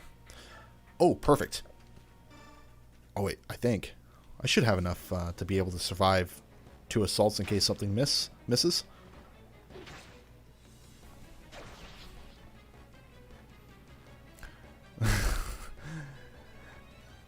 Yeah, Soren definitely doesn't care about anything. You know, I forgot just how by the books he is when it comes to just the fact that he's a mercenary. Like, when it came to the arguments of whether or not the team or the company should help out Alencia, he was like, no, we're fucking mercenaries. You pay us, or we don't do anything for you.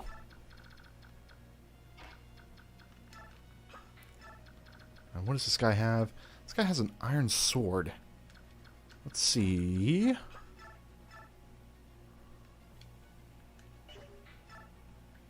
Oh, so tempting to go after him with Soren. Well, unless that mage moves. The mage might not even move. No, I'm gonna try it. I'm gonna go for it. I'm gonna fucking do it, man. Oh, actually, that might not have been the greatest of ideas, because I know that with the fact that I'm using thunder means that Myrmidon can probably get 2 hits off on me.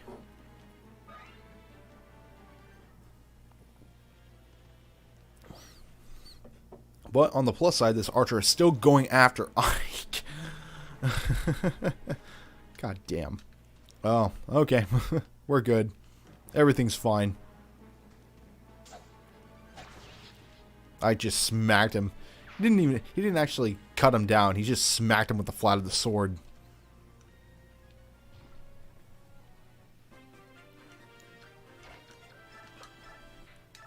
Oh yeah, this guy's gonna die. This guy's so boned.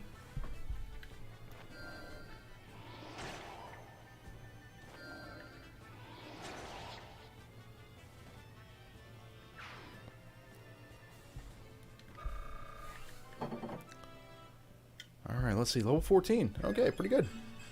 Speed 13. Alright, I will take it.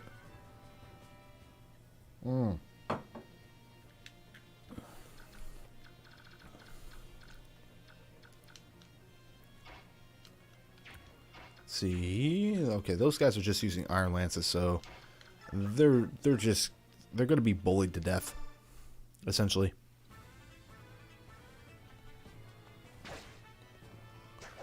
I think I've only seen 1 critical hit with the lance so far on a cavalry unit. You know what? I know I said earlier that this is probably going to be the last map that I do for the stream today, but I still have quite a bit of energy. I thought it might be because of the alcohol. I'm just so drunk I don't care. But I might go for another map.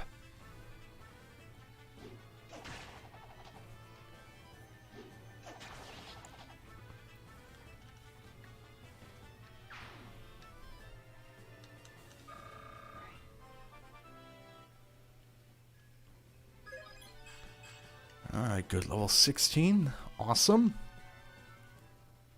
Alright. Oh, so this is the normal speed, and I believe if you hold B, it just goes fucking nuts, man. Look at that. Holy, wow. I hope you don't get motion sickness, because Jesus Christ.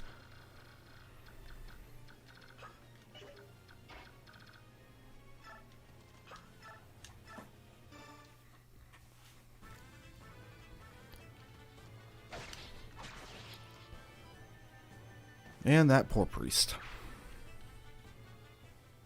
Oh, pure water. Probably don't have any use for that, but you never know. Alright, and I'm going to have these two on defense.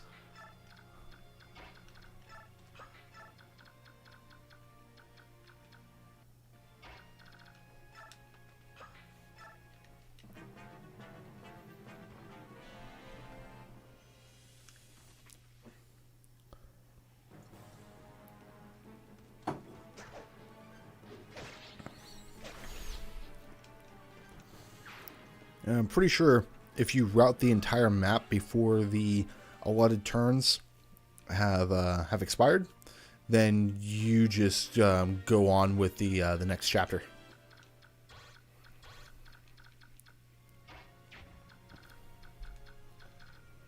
Let's see, can they attack from down here? It'd be really interesting. I have Mia use a vulnerary just in case. I really want her to get more experience.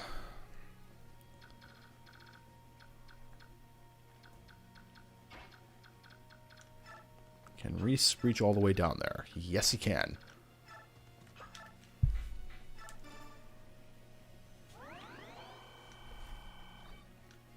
Almost seems unfair that that much health gets restored. Boyd's at max health. Okay. So I'm just going to have to kind of go back here. She's just going to peace out.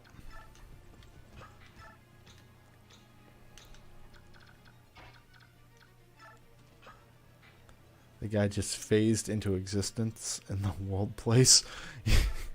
That's how these units seem to operate. They just kind of just do their own thing. Oh, in the worst place. Right next to time. Yeah. Oh man.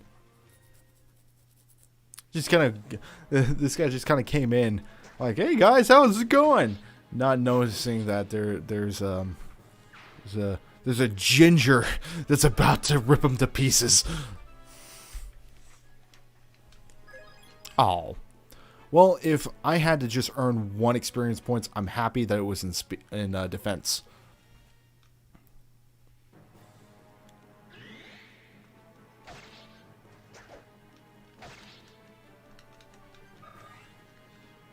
All right.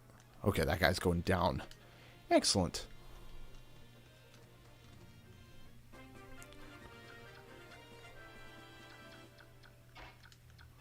Alright, so this guy will do 13. This guy won't do anything. Let's see. Boy. Oh boy, oh boy, oh boy. Oh boy.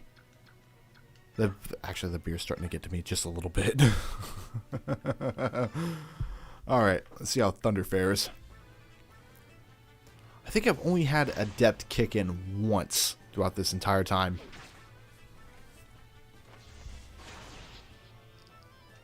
And that kind of disappoints me.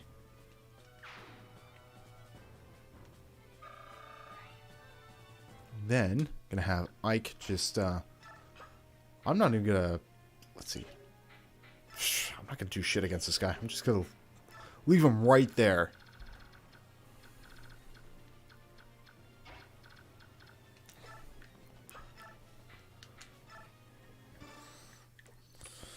Oh my god, my last beer.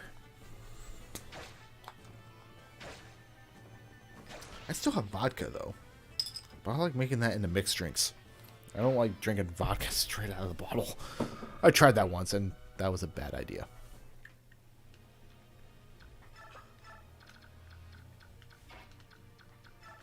Alrighty, this guy's dead.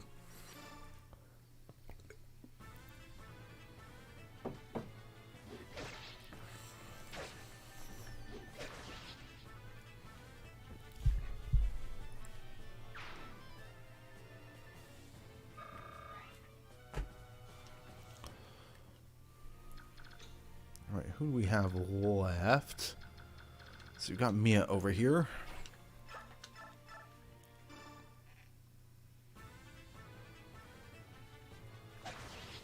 She really needs more experience.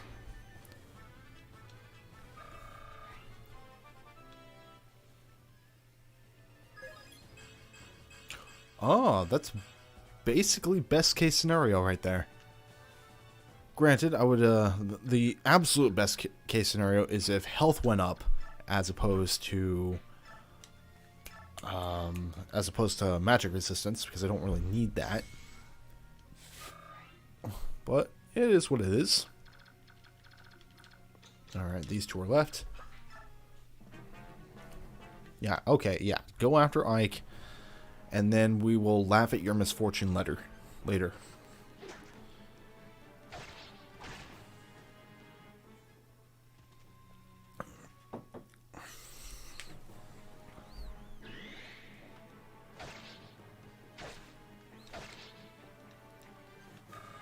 I like how some of these fights just amounts to one person slapping another.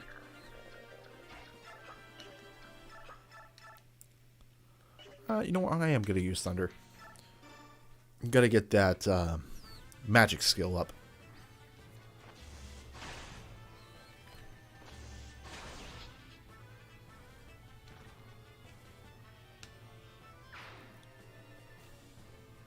Oh, is that level 15? Yes, it is.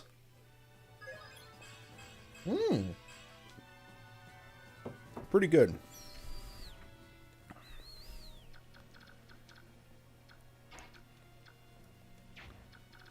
Alright, and Titania's coming... Oh, wait. Actually, no, she's not. Boyd is coming up here and taking care of business.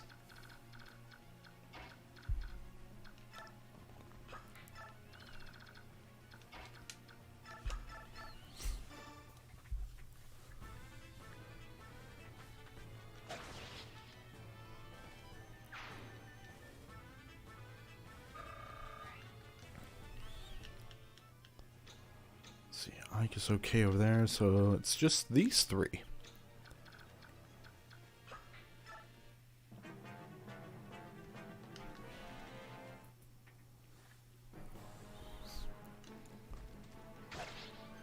Ooh. Come on, go after Boyd. He could take it. He's a big boy.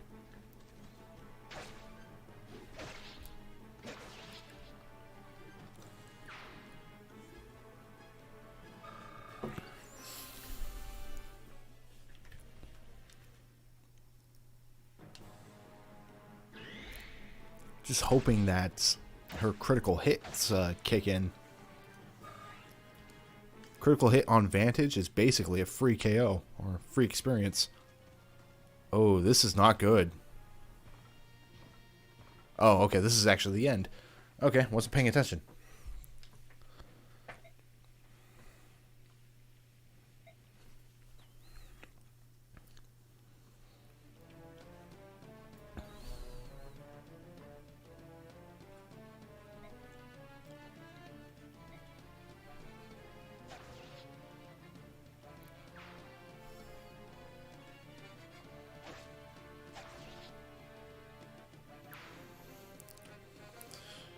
Oh, he kind of freaks out that the more are coming, but if you're not of the blind variety, we pretty much had that fight all settled out until Ike just kind of called him like, oh, let's just regroup.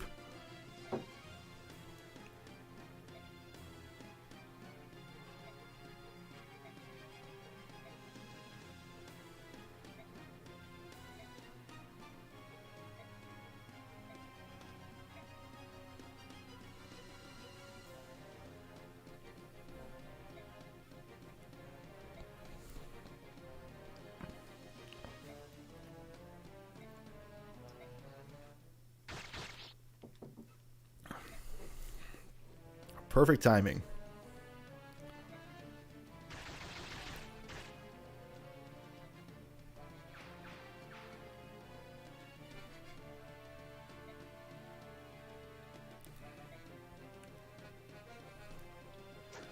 And Leith over here doesn't give a shit.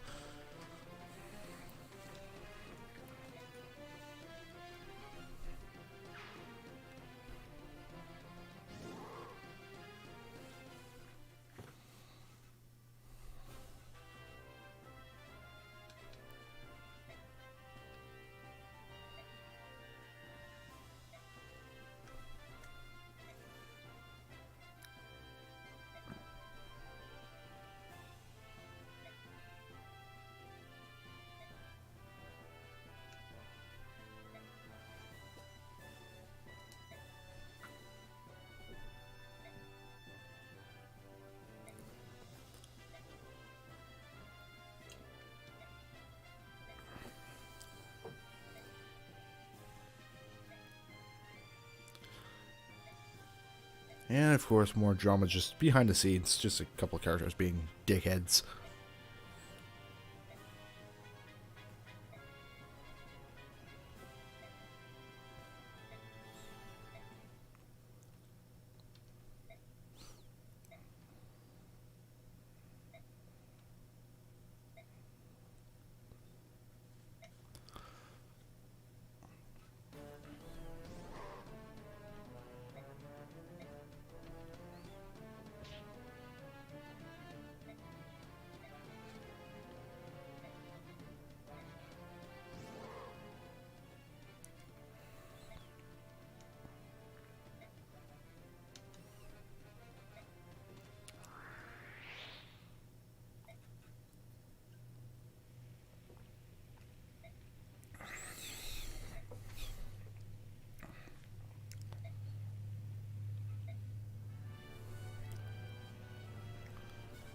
I almost want to call that a nice little fake out, but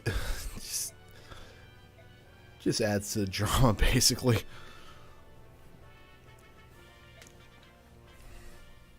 See, where are we at? 2.5? Let's go with 3.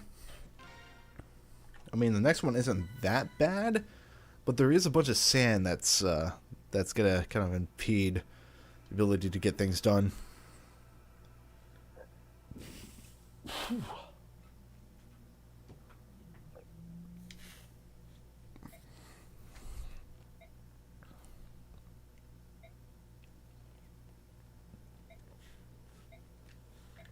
Okay. This is where I learned about bonus experience. Just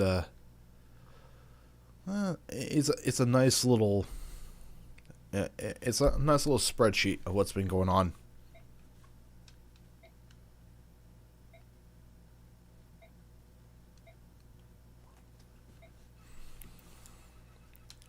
Alright, quick supports here. Unlike in later games, you only have a limited number of conversations, so you have to make them count. Okay. You know what? I think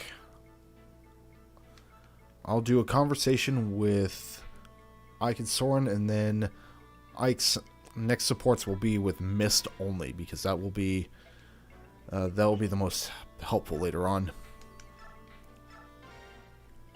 Alright, and all of this is just nonsense information.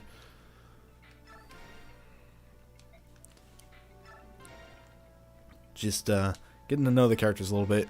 Mia here talks about the debt that she owes to Grail for saving her, and that she's gonna hang on anyway, just for lulz.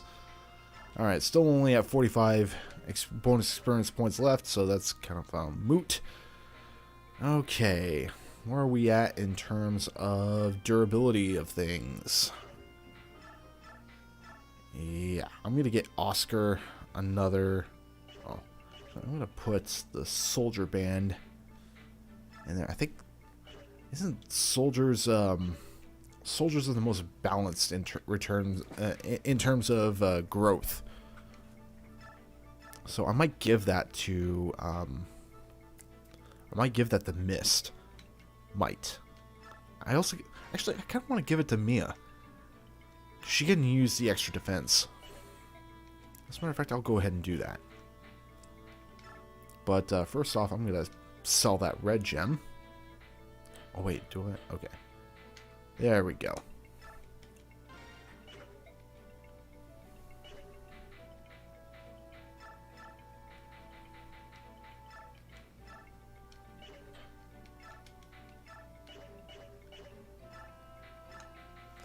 Alright, iron swords look good. Ileana over here, she's good. Good. I'd say that's good. Her hand axe needs to be replaced. At the end of it, right before the final fight, or like the last couple fights, I go ahead and sell all the weapons that still have a little bit of durability left. The amount of gold that you can get from that can add up pretty quickly, so very nice. Alright, I'm going to hold on to Ike's equipment. Don't need to change anything out there. If I break the steel sword, I'll switch to an iron blade. Yeah, iron blade sucks, but still a pretty powerful sword. Okay, we're pretty much ready to go. Just jump right into the last map of the stream. So Titania's over here talking about her memories of Gallia from when she was a knight, meeting Grail. Also, he was born here, right?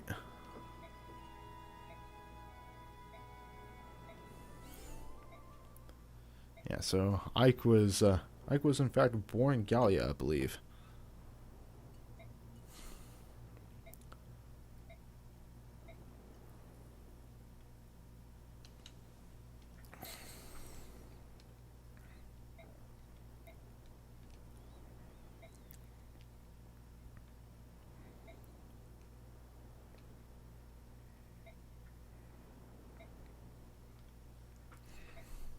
I believe this is also our first instance of partner units.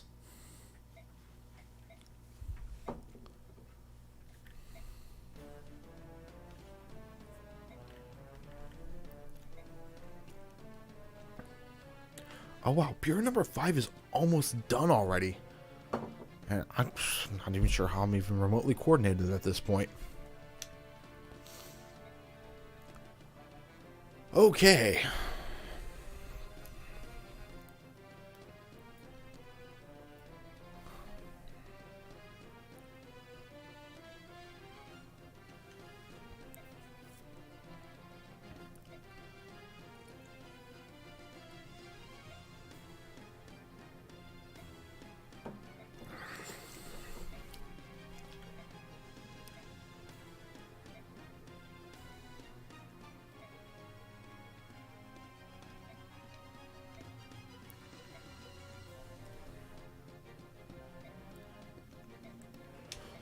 Well, I'm not going to have these two fight whatso freaking ever.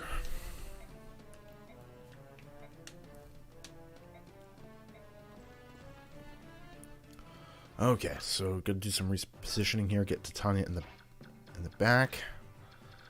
All right, and everyone else seems to be pretty good where they're at the moment. So you don't need Reese any higher. Ileana's fine where she's at. Oscar's good. Oh, actually, we'll switch Oscar with Mia.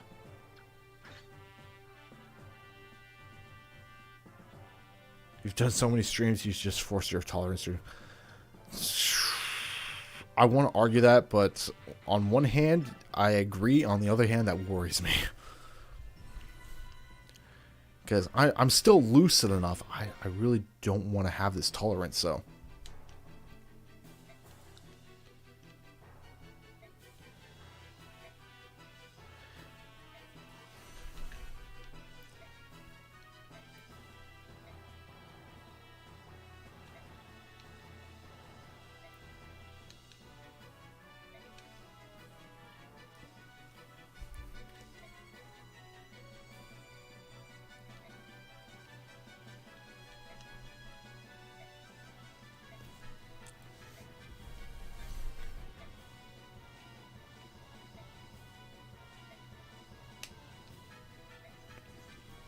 Because, of course, Rolf is not going to teach him, tell them anything about how he learned how to use a bow. That's going to come in handy later on.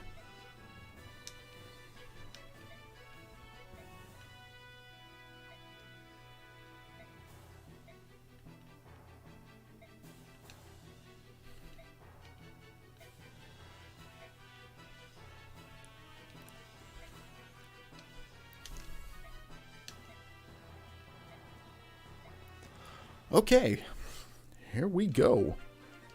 So the first thing I'm doing is, let's see, I'm going to have Leith and Mordecai target a specific area. I do not want them in combat whatsoever.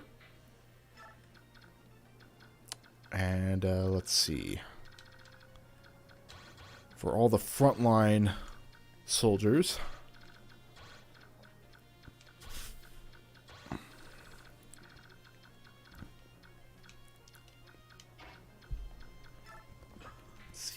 does, yeah, Titania has a brand new axe that she can use. I'm gonna have these two fall in the back here, and then leave the rest of my crew to move on forward.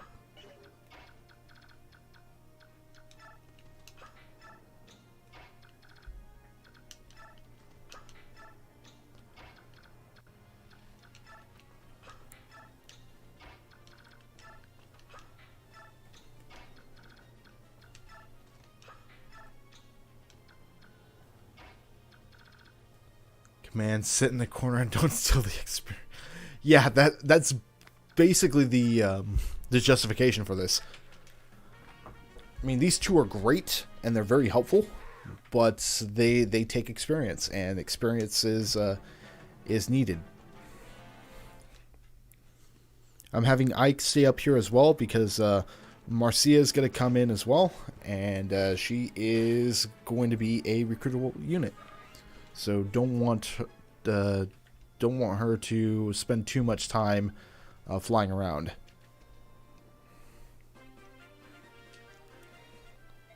And Leith over here is just telling me about the benefits of being able to use the direct command.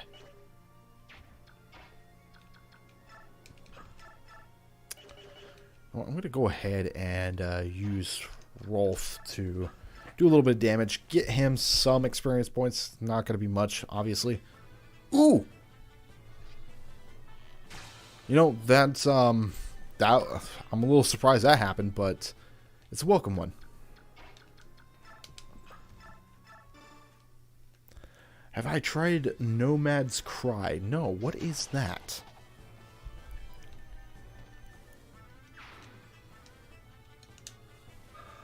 On Titania, what level? Oh, level 7.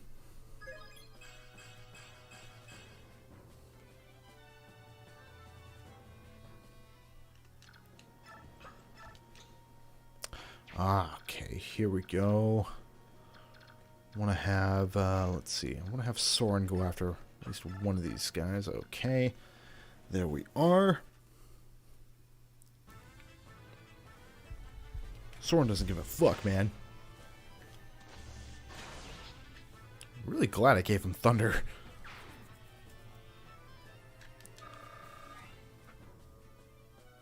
Oh, Nomad Sky. I know about that game. That game's had quite the history, it seems. I don't even know if I have it in my Steam library. But you know, I have a lot of respect for the guys behind No Man's Sky because it's yeah, it had a really bad launch, and it was a really rough start, but the developers did something that you don't see AAA game companies doing. That they sit back and they actually fix the problems. Yeah, they're definitely not like companies like EA, where they just kind of take the money and run, basically. Sort of a moot way of putting it, but oh god.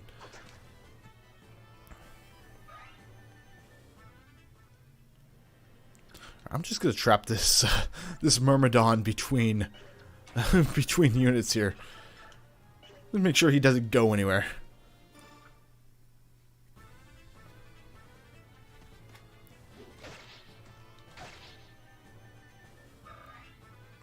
Yeah, no micro bullshit, no DLC, yeah.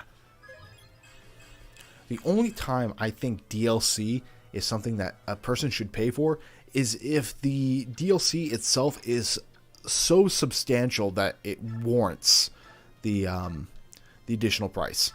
So, for instance, Iceborne for Monster Hunter World. There is so much new content and so much effort put into that. Like $40, $40 is steep for DLC, but I think it was worth it because a lot of work went into that DLC. Just a lot of stuff. But a lot of the Fire Emblem games nowadays, like I know Three Houses had some DLC.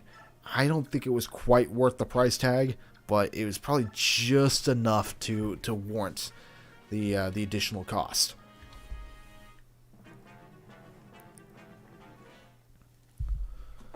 Oh, please go after Oscar, so we can go after you.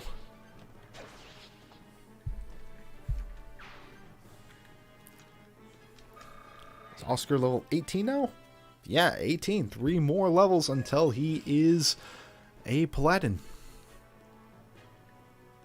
And let's see. I need to have Oscar use a bow when he becomes a Paladin.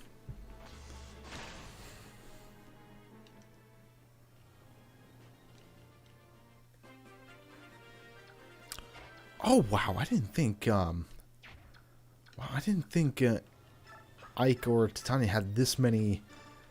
This wide of a movement from. Oh god, that's not good.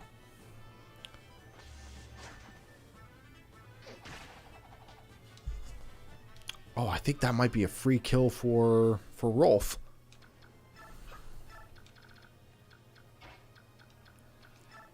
It is. That's nice. And Rolf has his little bow. He's all ready to fight and die for the cause.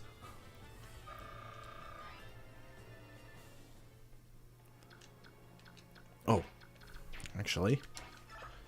Heal up Ike over here. This Mist definitely needs the experience. Actually, I'll keep Ike where he's at right now. Marcia's going to come up any second now to join the fight. I believe another pronunciation for Marcia is Marcia. But Marcia sounds like a very late 70s name, so I prefer to Marcia.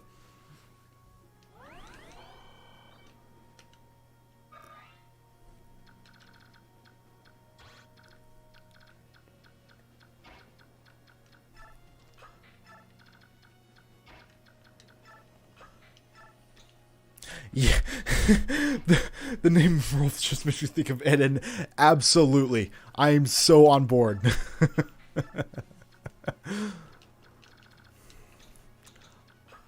I'm ready for Rolf to start saying, "Have you brought the cupcakes of sorriness?"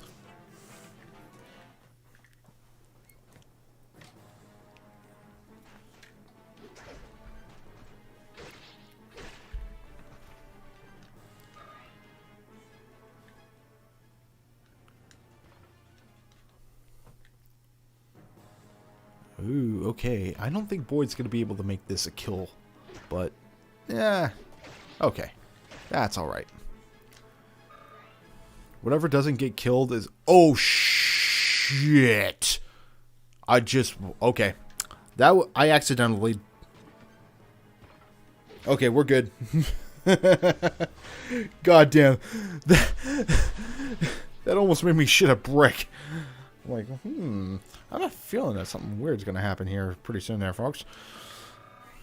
Yeah, Soren's almost gonna die.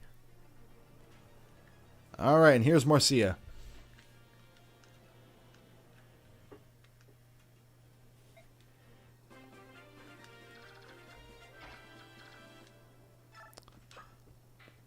Oh, don't. Oh, he's gonna get that house. Oh, no.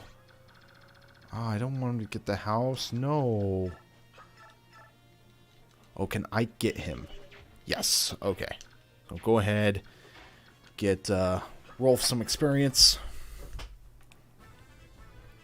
Very unlikely it's going to be a crit, but the experience is worth it.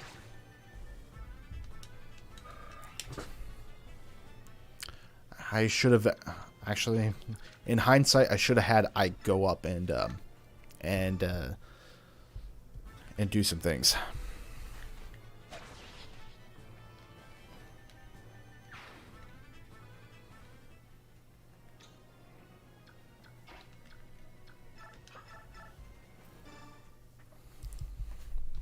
And nuke. And I believe this is a seas map, so I need to have Ike at the lower left-hand portion of the map.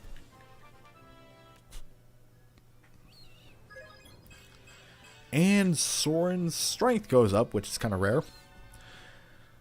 I believe canonically speaking, Soren as a sage has he uses a knife, which makes no sense whatsoever to me.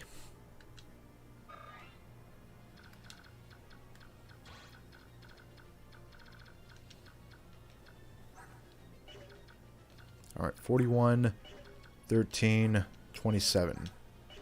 I'll have oh, nope. No, stop that. My D-pad is acting up. Okay, there we go.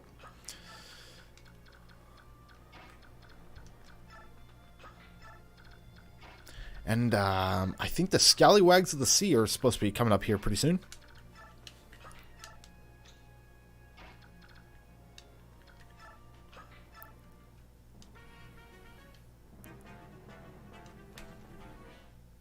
And frankly, I can't wait for that. They're completely worthless, but at the same time, I like these particular guys that are about to come up.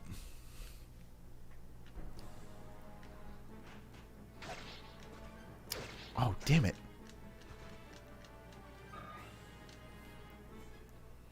Oh, double damn it.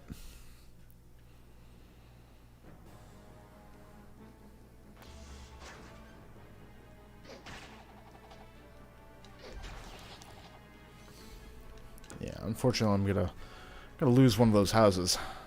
I hope there was nothing substantial in there.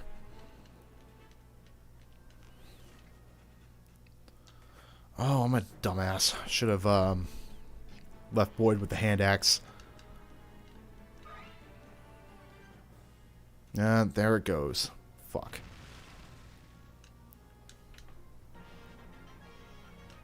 And here come my favorite two of this entire map. These guys just come out of nowhere. They make no sense whatsoever. But they are the Scallywags of the Sea.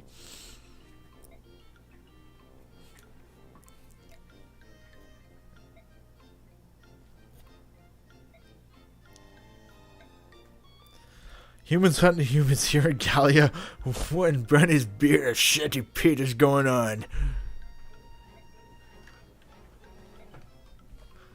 I think the theme for these guys suits this suits this situation so well.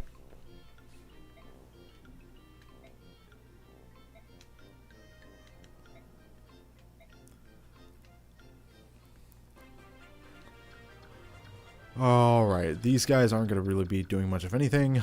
Oh God. I'm legit not sure if I can even get to that marauding pirate in time. I really hope I can. I'm gonna have Rolf and Miss go south to avoid any shenanigans.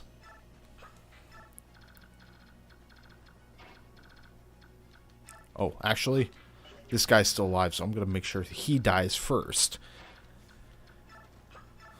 Really a bad thing to be stuck in, or be forced in a situation where... Ooh! Adept critical hit. This guy wasn't getting out of here alive.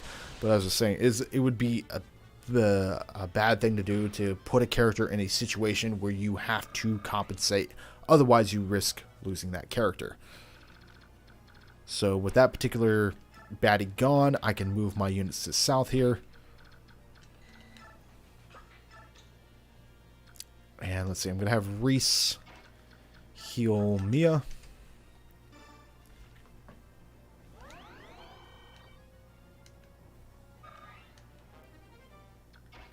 I don't know why they consider a staff a weapon, but okay. We're just going to roll with it.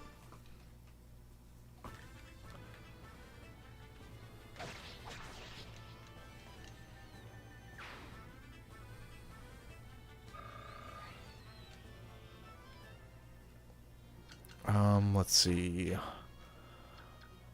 Oscar is not looking too good, so I'm going to have to make sure he gets healed up at some point. Go ahead and put him right here just in case.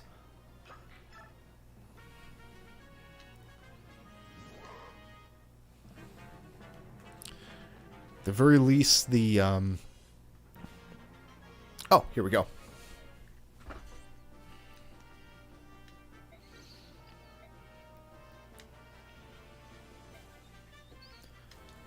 Marcia just throws in a resignation, thinking that it would be acceptable. Have you ever tried doing that in the actual military? Oh my god, you would get court-martialed so fast.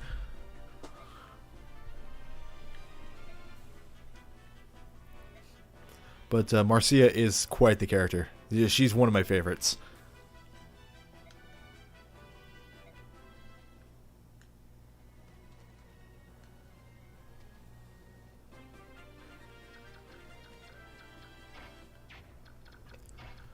Oh, please be enough. Please be. Oh, that's just enough. Just enough to save it. Don't miss.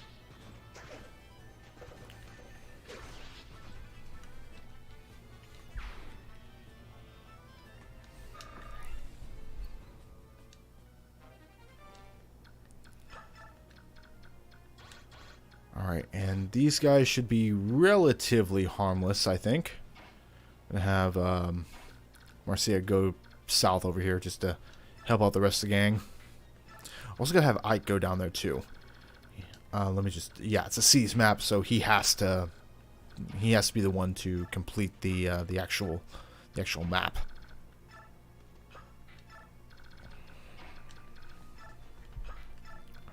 Okay, what do we have here?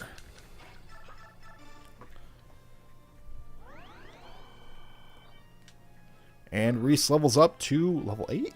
Yeah, level 8. And his defense goes up by 1.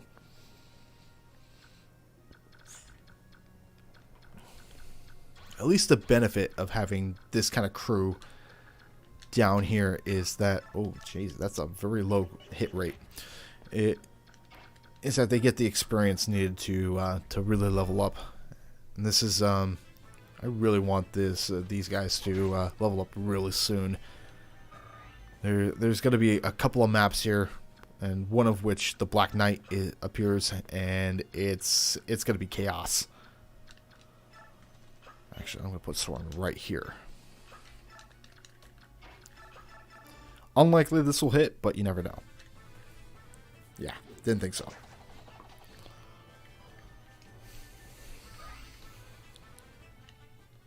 Keep, let's see. Keep Mia where she's at.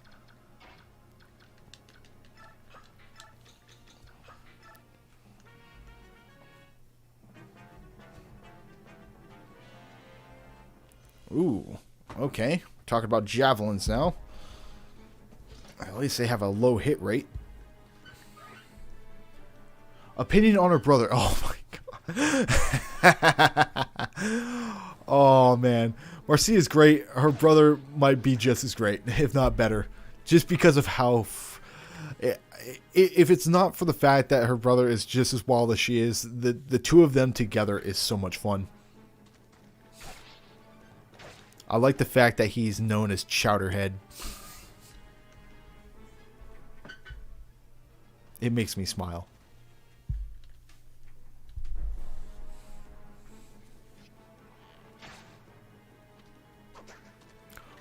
Wow, okay. Alright, I see how it is. Just gonna make 2 good blows miss.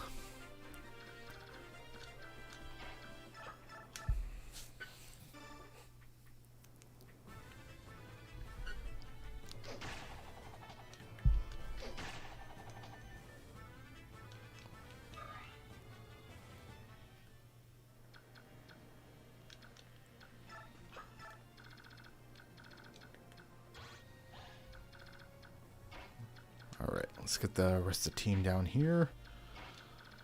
Oh, actually, I really gotta deal. Look at this mess.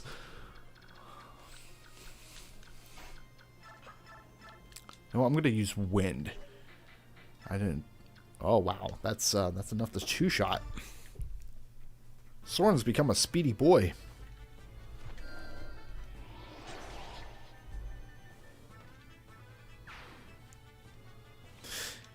Well, for real, Marcia's brother is pretty much a scumbag, but oh man, he would be what my little brother would be like if he had a more positive outlook on life.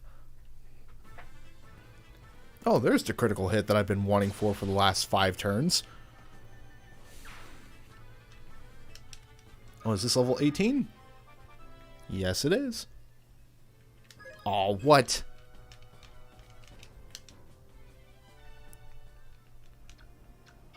Oh, actually, I want to get rid of that archer first before doing anything else. No. Yes.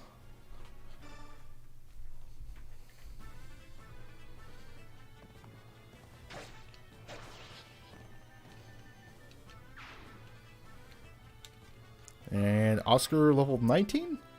Level 19. Oh, wow. Another just +1. And Warsaw, his health hasn't even broken 40 yet, which is... that's not good.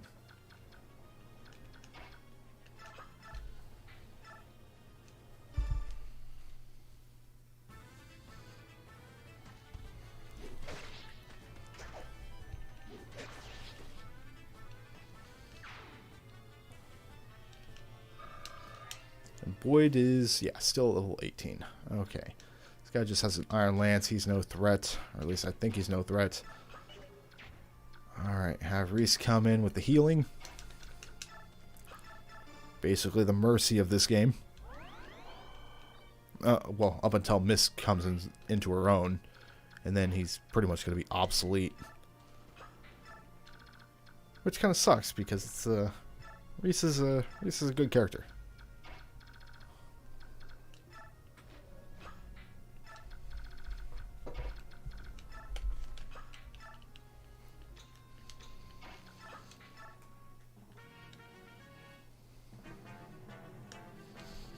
Oh yeah, come after Titania. I dare you.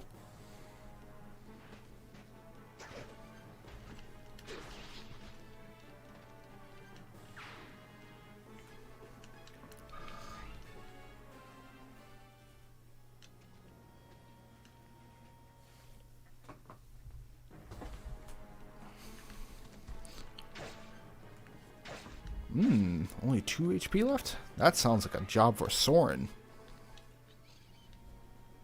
Oh, actually, because Marcia is also a really good character to have.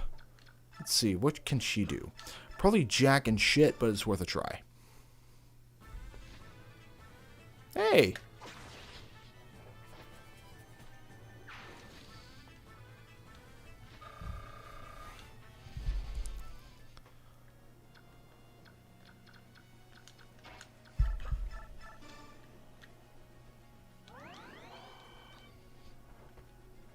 And okay, Oscar's looking like that. Oh, perfect.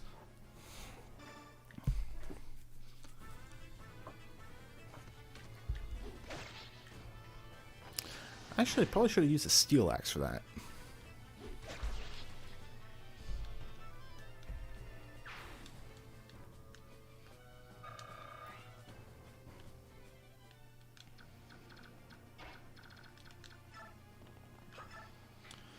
That's not looking too good. That looks a lot better. Not perfect, but I'll take it.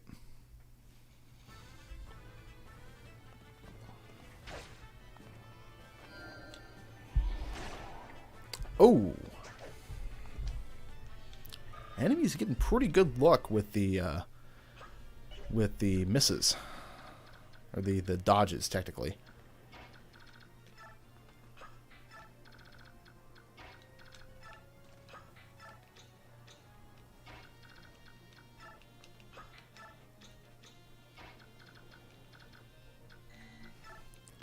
And in hindsight, maybe I should have used Marcia to carry Ike.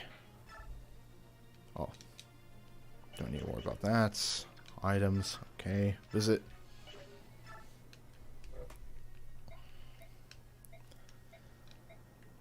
Alright, this should be... yeah, Talisman.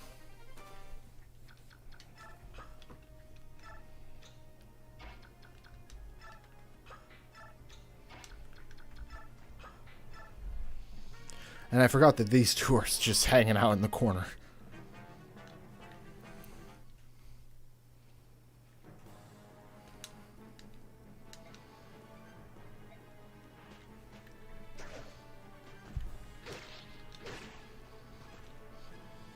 And Titania gains another level. Level 8. Get that defense up. Okay, looking pretty good. And naturally we have this mage. Alright, what do we got? Ooh.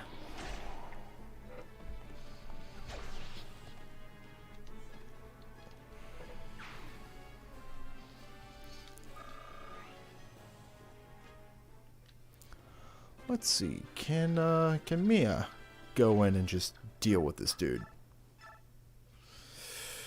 Does not really look like it. Should be cutting it kind of close. All right, Boyd, what can you do? Not much. Wait, what is this guy using? He's using a night killer. Okay, so don't go after him with Oscar unless it's at a range.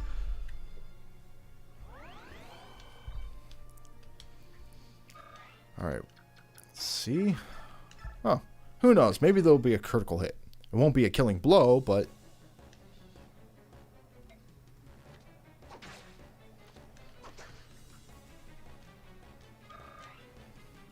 I believe he has a short spear. No, a javelin. Oh, and he has an armed scroll.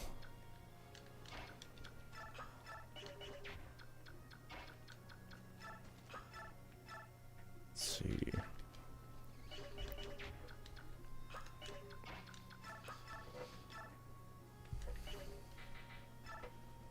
Go ahead and do this.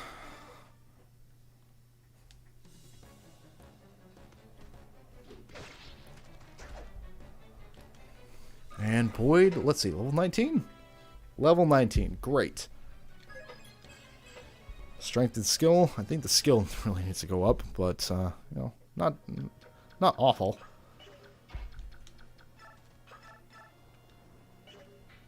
Doing it.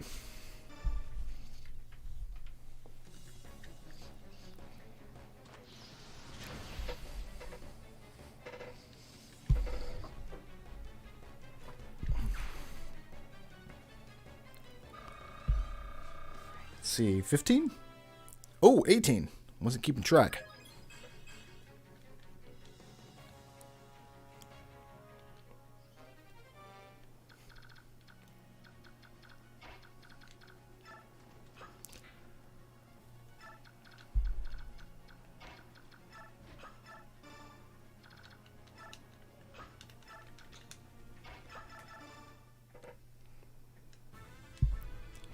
Alright, let's get rid of this pirate.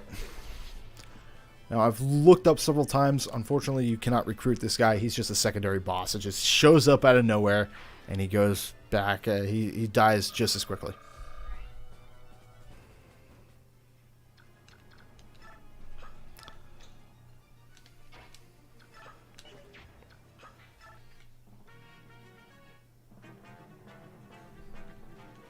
And I think this is the last enemy unit.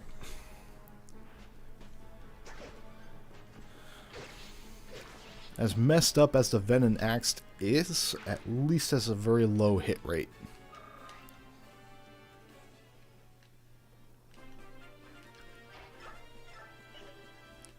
Oh, I can't take him. Okay. I'll have to use, I'll just use Mia. Oh, nope. Didn't want to do that.